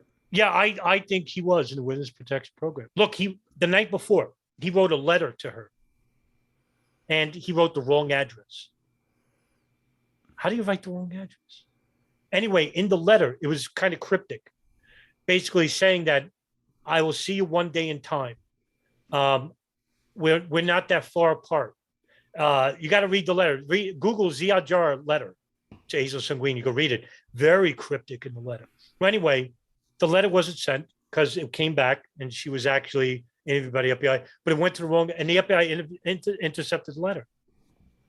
And so, yeah, my speculation is that he was the Israeli mole that they needed in order for this operation to go successful. Now, you're probably going to say, what benefit is this? Foreign policy, my friend. That's what it benefits. Because what happens after 9/11? Invasion of Afghanistan, then the invasion of Iraq, the Patriot Act, the blank checks that we gave to the NSA, the CIA, the Five Eyes intelligence community, that's the GSB, Switzerland, Canada, Germany, all these signals intelligence. You want to talk about blank checks for every intelligence agency around the world? They got it because no one was saying no. Hey, we could stop the next attack if you did this for us. And basically what happened was we circumvented even the Geneva Conventions for captured enemy combatants. I just wrote an article about it. And what changed was the world. And right now we're still feeling the ripple effects. Who do we invade next? Syria, Libya. We carpet bombed Pakistan. I mean, we just stopped Afghanistan, 20 years, $3 trillion spent there. And who got rich? LG3 Technologies, Boeing, Raytheon. And right. What happened with the lobbies themselves? Israel, Saudi lobby, rubbing their hands. You would think that those were the countries that we investigated because the Saudis who were basically helping Khalid al-Badr, Nawaf al-Hazmi would be investigated. You would think that the Israelis involved with these art student rings that were monitoring these hijackers in Florida, New Jersey, and New York using moving front companies. You would think those people would be investigated. No, they were all deported. Why were they deported? Because the crime they only committed was overstaying their visa, which is huge. Why? Because if they didn't come here on a visa and they were committing a federal crime, then they could be convicted of federal law. Now, because they're nationals, foreign nationals, and they broke the law, the first law they broke was an immigration law. That means the FBI has to hand them over to immigration. And what's their punishment? Not jail, deportation. What happens with deportation? Now the FBI can't investigate them, and no federal commission can too. All these people, so many involved, and yet this is a bigger conspiracy than what the Truth Movement even dares dreams. Because according to them, you know, the Israelis, they were working in the World Trade Center. There was only 8 of them. I mean, well, they're taking pictures of each other. I mean, yeah. I mean, if they're taking pictures of them wiring the building together, you think they want to take a picture? No. The Israeli ring was much bigger. It was huge. It's the biggest foreign intelligence operation in history. The Saudis too. I mean, huge. It was huge. But nobody brings this up because if you have disinformation covering for that, then you don't know where you're looking. And you're not looking in the right places. Yeah, and the federal government are covering up the fact that they were involved. It doesn't fit into the fact that there were no planes. So I mean, no planes, no hijackers. Who you investigating? You're right. Yeah, right. Exactly. Sure. Exactly. So yeah, that would be that's my working theory with Israel. Yeah. So all right. Well, you touched on Germany, and so let's talk about the Hamburg cell. Let's talk about that cell. Sure. So when did these guys come in? What were they doing? How long were they here? What was happening with these guys?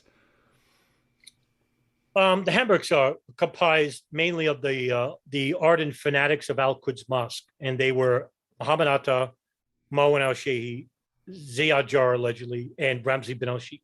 There were others, but they weren't involved with the plot, like Saeed Bahaji, Munir al-Muntasek. But they were investigated by the Germans, and Munir al-Muntasek was actually brought to trial, and he was found not guilty of having foreknowledge of the attacks. But there were others. But those 4 guys, after they traveled to Afghanistan in 1999 and 2000. They went back to Germany, and then they were told to enter the United States. And basically, they traveled to Florida. Muhammad Atta, Marwan al-Shehi, Marwan al-Shehi came first. Muhammad Atta came second, and Ziad Jarrah came third. Now, Ramzi bin al-Shibh tried to get a U.S. visa and he was denied. Actually, he couldn't get it. So he acted as a courier between the Hamburg cell and the operatives inside the United States and bin Laden. So any messages went to him, any funding, he would tell them to go to see like another Al Qaeda financier, Mustafa al-Hasnawi, who's in Guantanamo, and he would give them money and whatnot, acting all on, bin Laden and, al-Qaeda were hearing them. Right. And so they were inside the United States since 2000, mid 2000. And they were here all the way until. Were they going like back and forth between Germany and here? No, they actually stood. Now, the only person that actually left the country was Ziad Jarrah. He actually went to Germany to pick up Basil Sungin. And no, I'm sorry. He went to visit for a little bit, then came back. So did Khalid al-Mihdhar. Now, Khalid al-Mihdhar traveled to see his pregnant wife and to see his son. And he almost got kicked out of the operation. And Mohammed Atta was really mad about this. And Khalid Sheikh Mohammed actually said, no, let him go see it. And he went back and he traveled. By the way, why wasn't he on a terrorist watch list? Because he was on a terrorist watch list. He can't come back in the country. Well, it is kind of confusing to me. I mean, my wife's an immigrant, so I've dealt with immigration. I've dealt with like the way it is leaving the country, bringing an immigrant into the country. It does kind of confuse me that these guys were able to go to Germany, stay in Germany for 2-3 years, whatever amount of time they were in Germany. And then instead of going home and spending any time at home before coming here, they just came straight here from Germany. That is a bit confusing because of the way the laws are set up. But I mean, who says these guys are thorough? I mean, the TSA is basically, well, there was no TSA at this time. Like, what am I talking about? That's all right. I think it's quite strange because, there are stories of like doubles that were seen. There's a famous story. I've heard this. I don't know any much. Yeah, but there was a Ziad Jarrah living in Brooklyn in the early 90s. And something me and my co-researcher, DJ Thermodetonator, we were looking at. There was a Ziad Jarrah that was living in a basement apartment in Brooklyn. And we were going to try and reach out with the old landlord to talk about him because we found out that it was an old like rent check and it had Ziad Jarrah's name on there. We're wondering whether it's the same Ziad Jarrah. And basically that Ziad Jarrah was also like pale skin and whatnot. But at the same time, Ziad Jarrah was actually in Lebanon that year. So did he come to the United States and live there for a little bit? I couldn't tell you. So I don't know whether that's true or not, or whether it's him. Now, Mohammed Atta, interesting. If you ever Google Mohammed Atta, look at images, okay? Look at all the FBI photos of Mohammed Atta. They differ from each other. Now, you can say, look, he looks older than one. I was like, he never looks the exact same. Never looks the same. Yeah. Never looks the same. Strange. He's like Val Kilmer in The Saint. Or in other words, he's like, what's that famous photo of Oswald when he's in Mexico? He's like a fat Oswald or whatever. Yeah. Right? Looks more like Jack Ruby. Right. So like, were there doubles and was it really Mohammed Atta here in the state? Because there are like two personalities to him. A fanatic here in the United States who basically a fanatic abroad. When he comes to the United States, he's anything but at the same time, the flip side of that coin, he has to blend in because if he's a fanatic here, everybody would see, oh, this guy, he's a religious fanatic. But that wasn't the case, not the case with Ziad Jarrah. In other words, Ziad Jarrah, in front of his girlfriend, she sees him as a fanatic. And like, if he wants to play the part as a fanatic, I could see why he would do this, right? As if he wasn't a fanatic, she would basically say, well, he wasn't a fanatic when he was with me, but he had to play the fanatic because he had to fit in. If you speculate and use that as, like if he's playing the part. Now, like I said, just be careful when you speculate, don't use it as a form of evidence. Right. But I'm just telling you, look at both sides of the aisle here and go with the evidence for now that we have. But yeah, with Muhammad Atta, I mean, there's so much. I don't know what to make of it. To be quiet, it's very strange. He's an educated young man, very shy, introverted. Also comes from a very prominent family. His father's a lawyer. His mother was a school teacher. Well, didn't he have like a long history with Khalid Sheikh Mohammed? Like, didn't they? Wasn't there kind of like I don't know, like a mentorship thing going No, on there? No. no, Okay. no, no, My no. misunderstanding. No, it's all right. No, yeah, there was. I don't know if he even met him, but it's alleged that when they first left Germany to go to Afghanistan in Mhm. 98, Mhm. 99, who did they meet right off the bat? Bin Laden, Khalid Sheikh Mohammed, and Ramzi and Dr. Ayman Azriri. In other words, they went there, go through a little bit of security screening for a week, and then all of a sudden, instead of just going through the ranks, no, they go right to the top people, Mhm. meet them. And it's amazing to me. Like, here's some young And guys that maybe don't even that's know why I them. thought that, because I was like, there's got to be something going on This guy, here. it doesn't Yeah. make sense. Yeah. I just did an interview with somebody where I said, I come like, when it comes to La Cosa Nostra, like I'm a student of La Cosa Nostra. When you first start out, you meet like your captain, and that's it. You don't go any higher. It's not like you come off the street and you're meeting Carlo Gambino, right? You don't get to see the top guy until Yeah. you go through the ranks for years, prove Correct. yourself. Yeah. These guys, first couple of days they're in Afghanistan, they meet the top guys, and in Al Qaeda. Mm. And when I read that in the 9/11 Commission, I was like, oh man, that sounds very strange. Mm. But Bin Laden, when you come into Al Qaeda, he asks for bayat, and that's Arabic for loyalty. So there's like a document you have to file and stuff like that. You're part of the organization. Now that very well could be true, because I remember him with Khalid Sheikh Mohammed. Khalid Sheikh Mohammed was not part of Al Qaeda for a very long time, for years. And Bin Laden tried to pressure him to swear bayat loyalty to him. But Khalid Sheikh Mohammed was a lone gunman, so to speak, a financier. He was by himself. So he's a very independent contractor, in other words. He would go all around the world, not, no boss. But right before, or I think it was right before 9/11, he became, because the planes operation was involved and it came through him. Then he became Al Qaeda, because at that time, anyway, and to provide money and lodging, he would depend on Al Qaeda to do just that. So that's what happened. He became loyal to Bin Laden. But the story is strange regarding those guys. So when these guys got into, they came in, they from Germany, they went to Florida, right? Yes. They go directly to Florida? Yep. Okay. So how long after they got here did they start these flying lessons? Weeks. It took basically with Muhammad Atta and Marwan al-Sheh, they went to Huffman Aviation, but before that they put in applications for others, but Huffman Aviation took them in.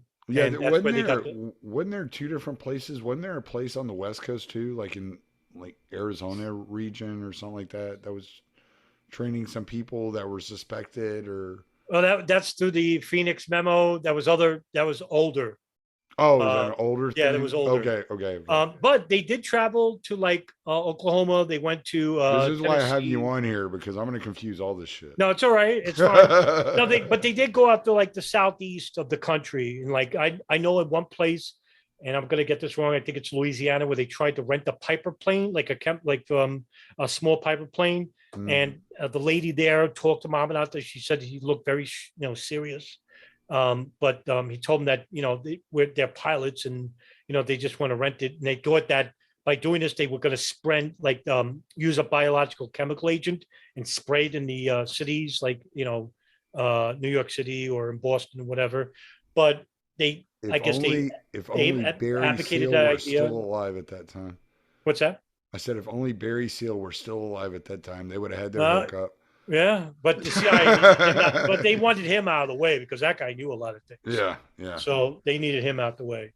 Oh, I got information on that, but we'll get to that later. Sure. But with Muhammad Atta, they went to Florida and they went to Huffman. That's where they got their instrument ratings license. Yeah.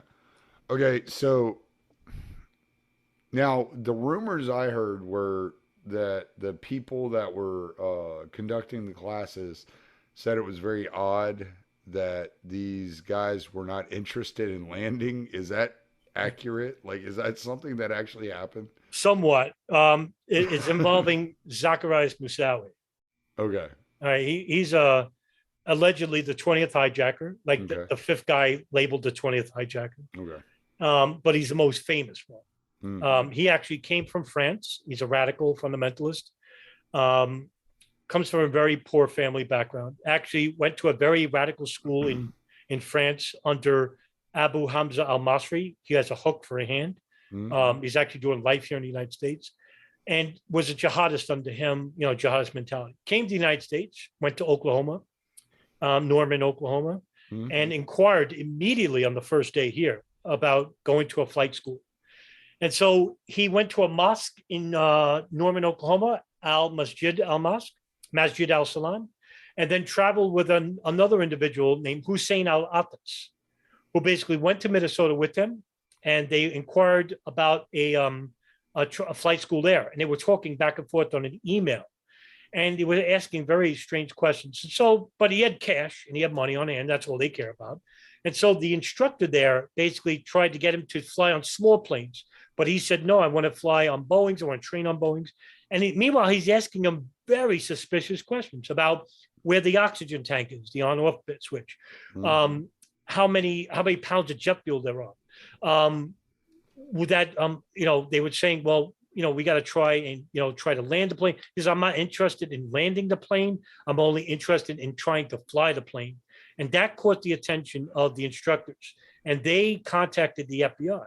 Yeah. And the FBI, that's kind of weird. Yeah, they said, hey, this guy's really suspicious.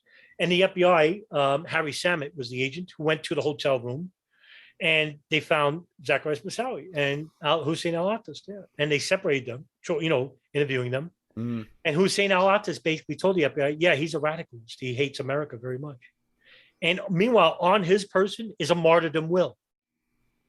For, like, wow, all right, we got to detain these guys. Right. But they didn't have much of a warrant. So they basically detained them. So they need what they call a FISA warrant, a foreign intelligence surveillance warrant, because a regular warrant is for naturalized citizens. They weren't. They were foreign citizens. So they need a FISA warrant. And so they had to go to the radical fundamentalist unit to get it. And what happened was there was a big argument about this. And in order to look into his laptop, because he had a laptop, to his belongings, even search the room, they needed a FISA warrant. And it was a big knock him out, drag him out about the application of the wording of the application. It was an intelligence form, not a criminal form. And it should have been a criminal form in order to look at the. So it was a big argument, and they couldn't look at everything. After September 11th, the next day, then they could look at everything. So by then it was too late. Yeah. So yeah, what they found on the laptop was basically, trying to rent crop dusters. Basically looking at they have flight manuals for the inside, the Boeing airliners and whatnot, all this incriminating stuff. And what they probably said, if we knew this and we got the FISA warrant to look at their stuff, we probably could have disrupted part of the operation, all depending on what he told us. But then later on, Osama bin Laden basically says, this is after the trial of Zacharias Moussaoui in 2006, where he's found guilty. Now remember, he's not tortured.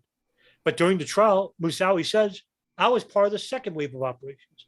In other words, there was going to be a second wave of planes actually hijacked. Right. And I made a podcast about this where there was another plane, United Airlines Flight 23, where it was about to take off out of.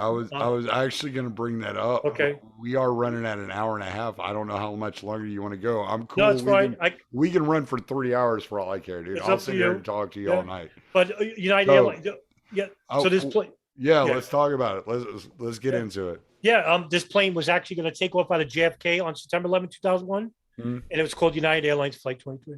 And so when they got to the runway, they got the announcement from United Airlines. They were the first airlines to shut down their airlines because Flight 175 had crashed, and 93 they couldn't find, and they consider it a suspect hijack.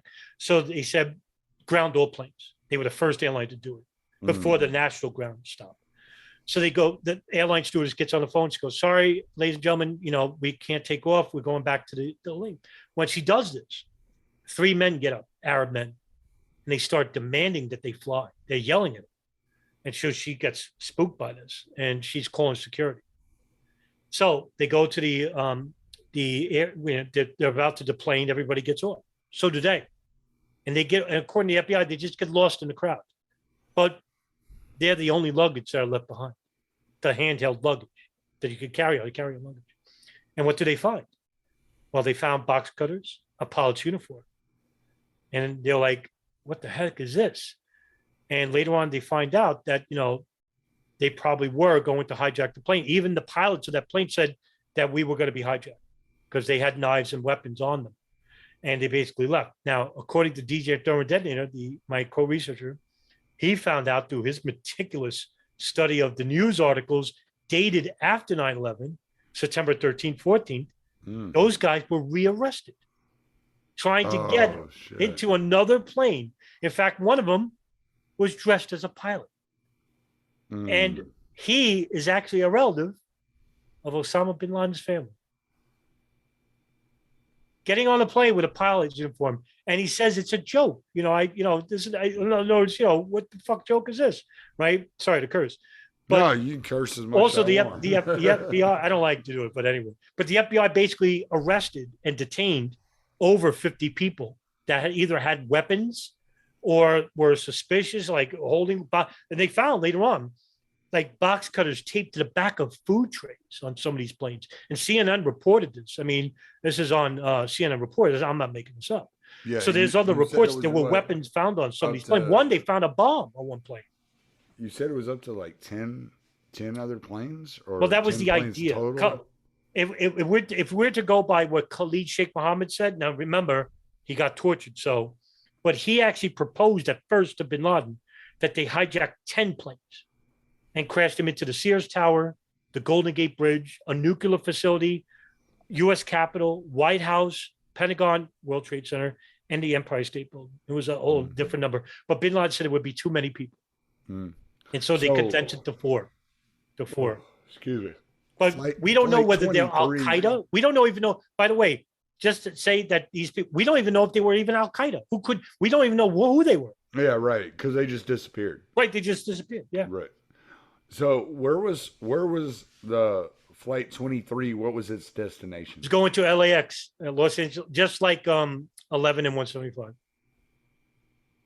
Oh, really? Yeah. Where was it leaving? You said it was leaving JFK? Now, the reason why is because you have a fully loaded plane with kerosene. So it goes, that's 11,000 pounds. I mean, 11,000, 12,000 gallons. That equals to 79,000 pounds of fuel. And where did the plane is a bomb at that point. Where did 93 leave out of? Newark Airport. Newark. Yeah.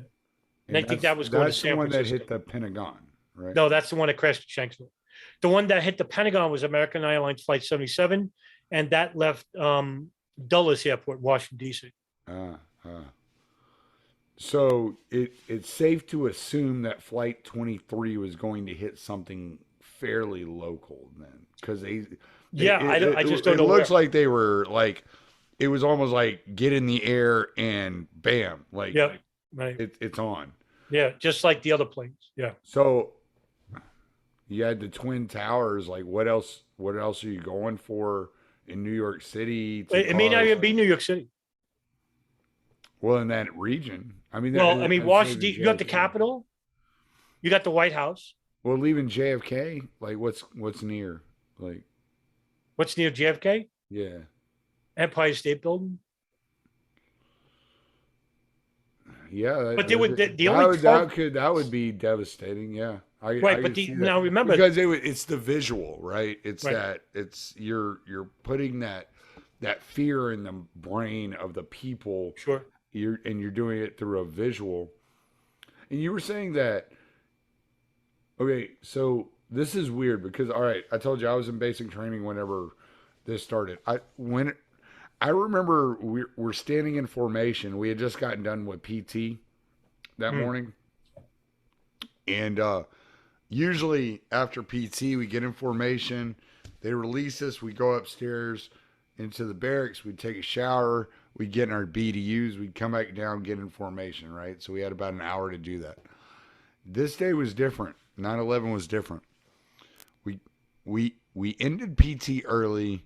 They put us in formation, and then they told us to get to the chow hall. And as we're walking into the chow hall, the second plane hits the tower. So at that moment, every one of the drill sergeants yelled out, "We're at war. Y'all better get ready." Like, basically is what they're saying. Now, you had made a comment, was it Rumsfeld? Somebody had said that it wasn't until the plane hit the Pentagon Yeah. that the United States considered themselves at war. Can you expand on that some?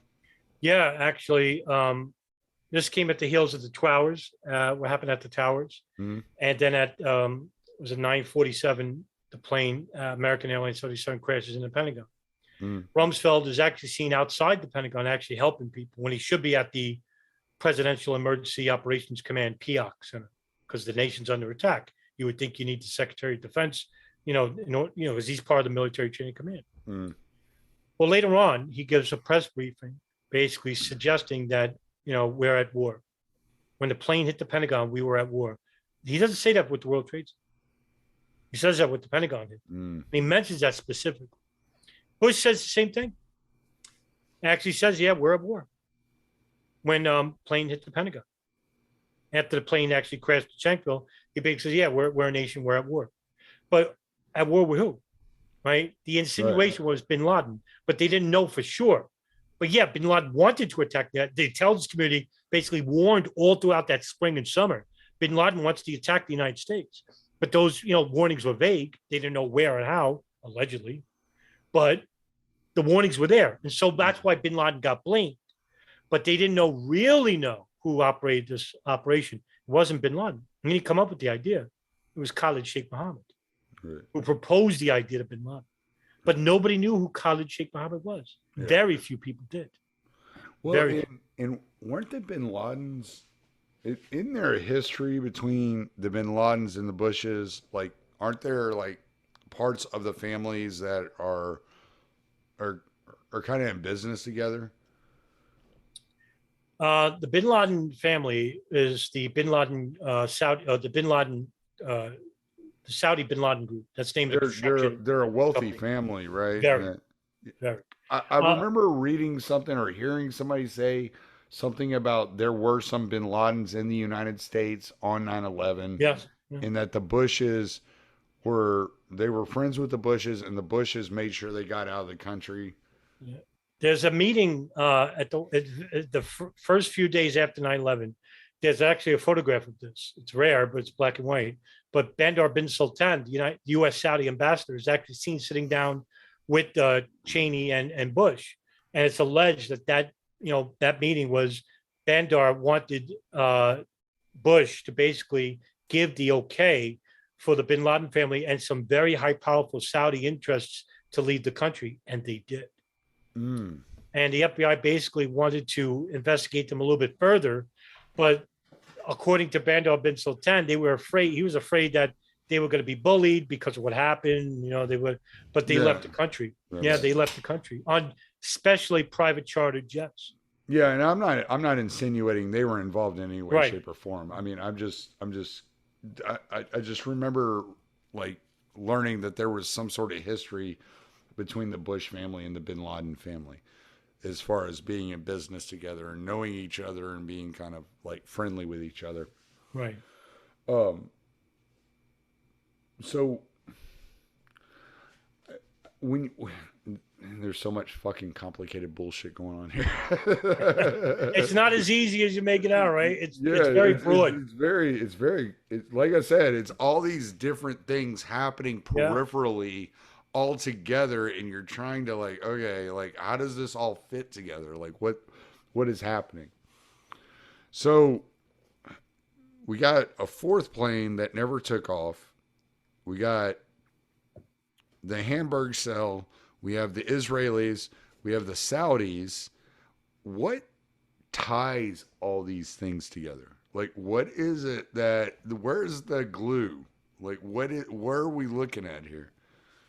The greater geopolitical spectrum, foreign policy. And basically, this is what governs our military, it's what governs our foreign policy, is that you have powerful countries like Saudi Arabia and Israel in the Gulf.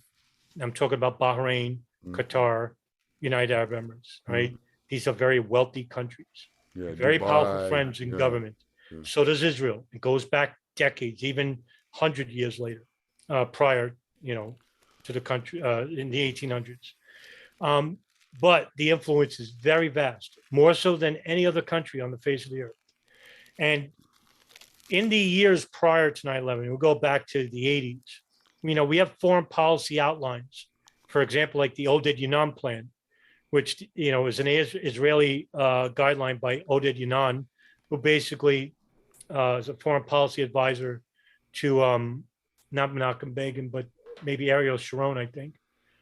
Basically devised an outline where he wanted to divide the Arab countries that were friendly to Israel and those who weren't friendly to Israel, how we could get the unfriendly countries to become acquiescing to Israeli benefits and whatnot. And then later on, you have these neoconservative outlines. The neoconservatives are basically dual U.S. citizens, like U.S. Israeli citizens, right. People that had loyalties to the United States and Israel. These are neoconservatives. They come out of the Paul Nietzsche school. So in other words, people like Paul Wolfowitz, Douglas Feith, Richard Pearl. Yeah, Richard Pearl. So these people are basically, longtime affiliates of the White House, friends with the Bush family that go back years and years and years. And so there was in 1990, I think 2 or 3, there was a directive called, it's actually called the Paul Wolfowitz Doctrine, where basically it talks about hegemony in the Middle East and how the United States can expand power by expanding, Western imperialism. And the New York Times broke the story and said, we have links to the White House that and these are huge. We need these to see what they're thinking. And this policy guideline was really closely guarded. And so this leak was huge at the time when it made it. And when the public read about it, they saw Western, like the beginning of Western imperialism. And they said, no, we can't have this. So it was put on the back shelf. 1997, there was another group think, neoconservative think tank. And this is called the Project for New American Century, created by Robert Kagan and William Crystal. And they wrote a policy paper under the Clinton administration, trying to force the Clinton administration to engage a war with Iraq, and saying that Saddam Hussein represents a threat to the region and a threat to U.S. interests. But Clinton didn't budge. And what happened to Clinton? Well, the Monica Lewinsky scandal, right? That's how you get that's how you get a sitting president out of office. Anyway, Bush becomes president under very, very suspicious circumstances. Al Gore barely loses, even though Al Gore, I think at one point was winning and thought he was going to win. A lot of people say that he should have won. He should have won. A lot of people say that the whole Florida scandal was a bunch of bullshit and that Gore should have won. Well, who's the governor? Jeb Bush. Yeah. So Bush knew it because the media basically says, you're behind. Do you think you're going to pull it out? And he wasn't worried. Bush says, well, he goes, well, but Florida's going to be the swing state. I'm going to win it. He said, well, you really can't really say that. Vote. So he goes, I'll win it. I'm big there, and he does. He does win. He does win Florida. Yeah. Well, anyway, he wins. Not a very big fan of Israel, by the way. The Bush family, they aren't. However, Dick Cheney is, and Dick Cheney is the one really running the presidency. Yeah. And under Cheney, you have Wolfowitz, Pearl, Feith, Rumsfeld, all the real hard neocons, and he knows it. There was a running joke in Washington that if Cheney died, Bush could become president. That was the joke in Washington. Anyway, Bush wins, and what happens? He creates a policy guideline after 9/11 called the Bush Doctrine, which is basically fashioned after the Wolfowitz Doctrine. Right. And what happened was Project New American Century took off.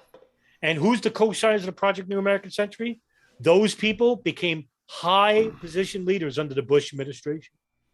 I'm trying to remember. I want to say I read this document that you're talking about, that you're referencing, and I'm trying to remember what it was.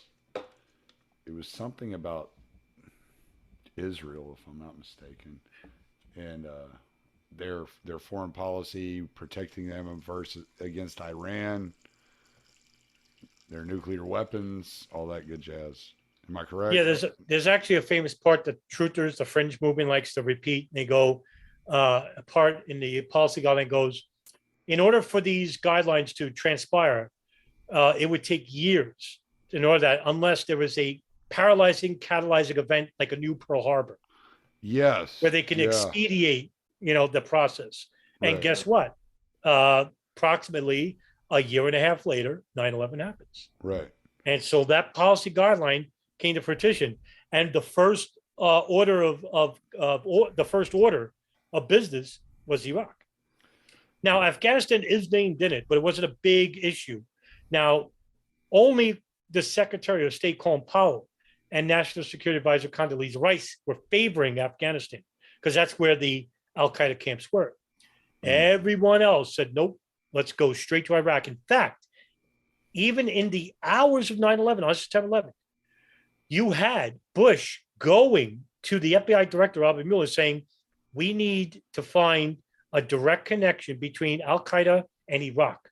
And there was none. Even, Richard Clark, who's the head of counterterrorism for the White House, basically said, when Bush came to me and said that, my jaw hit the floor. And that's in Against All Enemies, his book. He basically couldn't believe what he was asking because there is no connection. No connection. Weren't they trying to paint one of the Saudis that were a hijacker as an Iraqi at one point?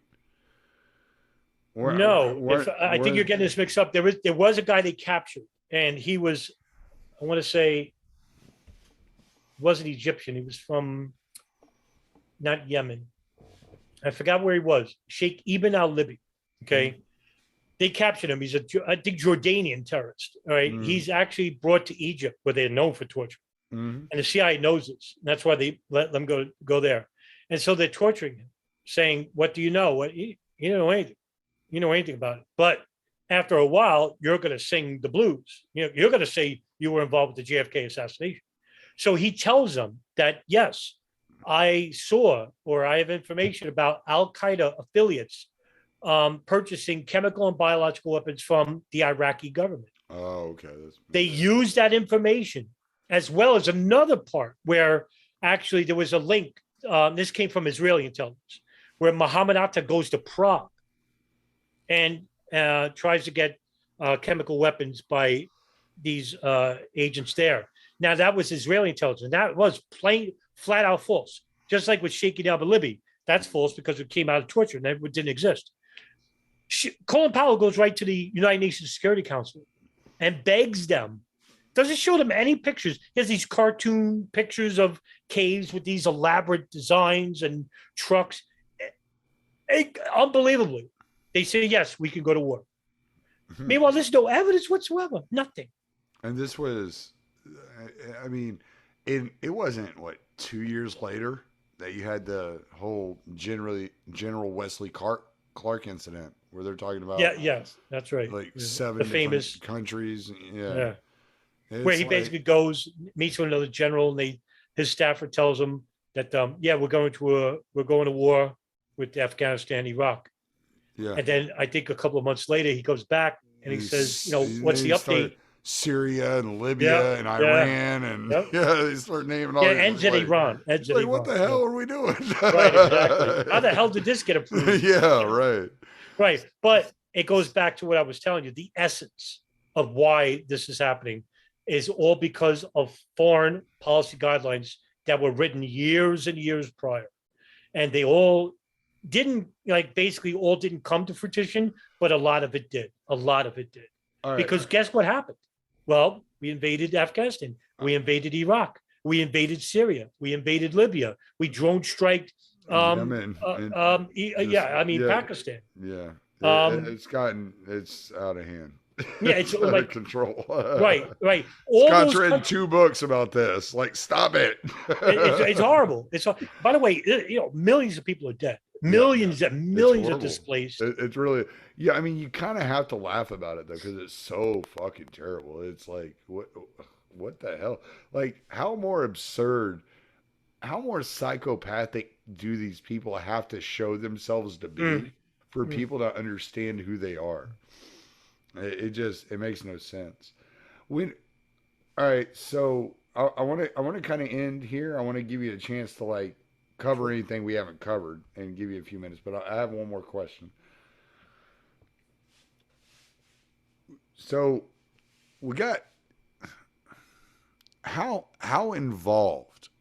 All right, first of all, I I take it from the way that you address this issue that you are not under the belief that United States helped coordinate. That maybe they turned a blind eye, intentionally allowed to happen. That is a possibility. But I don't get the idea that you think they helped coordinate. Do you think that, taking one at a time, Israel and or Saudi Arabia helped coordinate? Or did they just have the intelligence and chose to let it happen because it was good for them? I would never say at any point ever, you'll never hear me say it, that the United States, Israel, and Saudi Arabia coordinate these attacks. I do say this. I could give a really good argument that they knew about it, manipulated the attacks in order to be successful because it benefited all three. Hmm. Now, why do I say that? Is because what is the primary function of every single intelligence agency? It's to collect information by any means necessary, whether it's signals or human intelligence. Now, it's not me saying this. This is recorded history. The NSA were listening to bin Laden's satellite phone from 1992 to 1998. That's 6 years. From that phone, they found out about a house in Yemen, which was an Al Qaeda communications hub. So the NSA were listening to the phone calls of that house from 1996 to 2001. The CIA knew about bin Laden even before he came back to Afghanistan while he was living in the Sudan in the early 90s. They knew about him, knew what he was doing. You know, they had operatives looking out, seeing him walk by his house going to a mosque. Knew about him for years, 10 years prior to the events. What do you think they were talking about on those phones? You think, now remember what you're dealing with. These are very serious men. They're not, interested in Western lifestyle or like talking about, the Yankees, mundane items like, hey, Bill, did you water the garden? These are serious men talking about what? Operations. Well, all you have to do is put two and two together. If they're talking about certain operations that happened, like say the 1998 East Africa bombings in Dar es Salaam in Kenya, or if they were talking about, say, the USS Cole bombing in Port Yemen in Yemen, or how they failed the first time they went after the Twin Towers and how to correct their mistakes in 1993, right? Or even, and we didn't even talk about that, and September 11, 2001. So, oh yeah, there's a lot we didn't touch. Yeah, there's a lot. Yeah, there's a lot. Right. But I'm just saying those operations were successful. So if they were talking about those operations, that means that they would know before those operations even happened, in order to make preparations, if they wanted it to happen, that they can be successful in order to take advantage of it. You understand what I'm saying? Right. So they know about the operation even before the operators of that operation were even engaging in it. Because if they were listening to the phone calls of these people, that means that they had knowledge about this event before it even happened. And they can manipulate the event. In other words, maybe conduct exercise so that NORAD would be distracted and they can't interfere. Or maybe having lax security and immigration through the Visa Express program. Or maybe having lax security to get into the country. Basically, take advantage of certain spots in the country where they have weak security. All this played a part on pre 9/11, all of it. And so when I tell you about people like Thomas Drake, when I tell you about people like George Tenet, who's lying before the commission about sharing intelligence when he didn't, this intelligence exists. Now, just imagine the stuff that does exist that we're not privy to that's out there. I'm one of the very first people to basically try and get a freedom of information request regarding the phone calls that the NSA were wiretapping. Nobody thought about this idea. How could you not? It's, we still have a trial, which probably won't happen. Maybe that's the reason why it's under hidden executive order. I think it's 101 something, and I can't get to see it. But if, I doubt nobody will, but maybe one day we can in the future, 30 years from now, and know exactly what they were talking about. But by then, everyone's dead. What does it matter? Yeah. That's the reason why they do it. They lock away information next 30, 40 years in the National Archives. Yeah. 70 years, whatever it is. Yeah. Well, they did that with JFK, didn't they? Yeah. Yeah, they still haven't released all the documents. No. Yeah, Trump was supposed to get the last of the documents released in 2017, I think it was. Yeah. And they said, yeah, give us like 15 more years or some shit like that. Yeah. Yeah, by then I think the last few remaining will be dead. You would have thought after George W. Bush died, they would have been like, all right, well, the last important one's dead. Right. Yeah. Okay, we can release some, no, even then. Yeah. The cover-up still happens. I think unfortunately, that's what I think 9/11 is going to follow in the footsteps of. Yeah. And it's a much bigger event too. So there's a lot more information. But no, I would say that I can make a really good argument that they allowed the attacks to happen. But for manufactured event, no. Why? First of all, think of it like this. Why would they need to manufacture an event when you already got people who are willing to do it? Well, it's kind of like the truthers. Why would you need to infiltrate them if you already got people willing to do it? Right. All you need is to make it easier for them. Right. That's all. Yeah. That's it. Exactly. Yeah, that's it. So, do you have anything we didn't cover that you think is really important that should have been covered? Oh man, 93 location of bombing. There's so much there. Plot. There's a lot. I mean, like you said, we probably could make it 3-4 hours. Easy. Yeah, we could easily. Well, we could probably do this once a month for the next 5 years. Sure. Just think I did a Road to 9/11 series with Richard Cox, my co-host of Darkened Hour, and that took 14 months. Yeah. Well, plug everything you got, and I'll make sure I'll try to get the link for that, and I'll put it in the show notes. Yeah. Actually, I try to make it easy. If you actually Google my name and put 9/11, Adam Fitzgerald 9/11, I come right up. But I could be found on Twitter on _ Adam Fitzgerald. On YouTube, it's just Adam Fitzgerald. And my podcast is called The Darkened Hour. And I'm up on Spotify and Podbean. Okay. And I think Google, what's it called? Google Air or something? Or Google Cast or something like that. But yeah, I'm just Google my name, Adam Fitzgerald 9/11. I come right up. And all the links for those are on my Twitter. So if you go to my Twitter handle, I have it pinned right there where all the links are available to everyone to go. Cool. Yeah. I'll put all that in the show notes. Oh, thank you. Because I mean, I know, like I said, I know there's so much more we could just. Oh yeah, it's like there's so much. We go for days, and I'm getting tired. I'm still recovering, man. I'm sorry. No, hey, listen, man. First of all, this subject is so demanding, and it really drains you. And believe me, 15 years and. I'm at wit's end. I have no hair, and so it's giving me a great. I'm trying to keep mine, man. It's the last of my youth. It's the last of my youth. That's right. Good for you. You're like the Hercules of the movement, so don't lose it. Long hair is my midlife crisis. Good for you. But no, hey, thank you very much for having us. This is a great conversation. This was awesome, man. I'm glad we got to do it, and I'm sure we'll do it again. I'd love to have you back on. Oh, I'd love to be back. I'm gonna dig into that long series so I can get like all kinds of like interesting questions to be like, okay, y'all didn't cover this. Like, what is this? Right, sure. So yeah, man. Thank you very much. I'm gonna stop the recording now.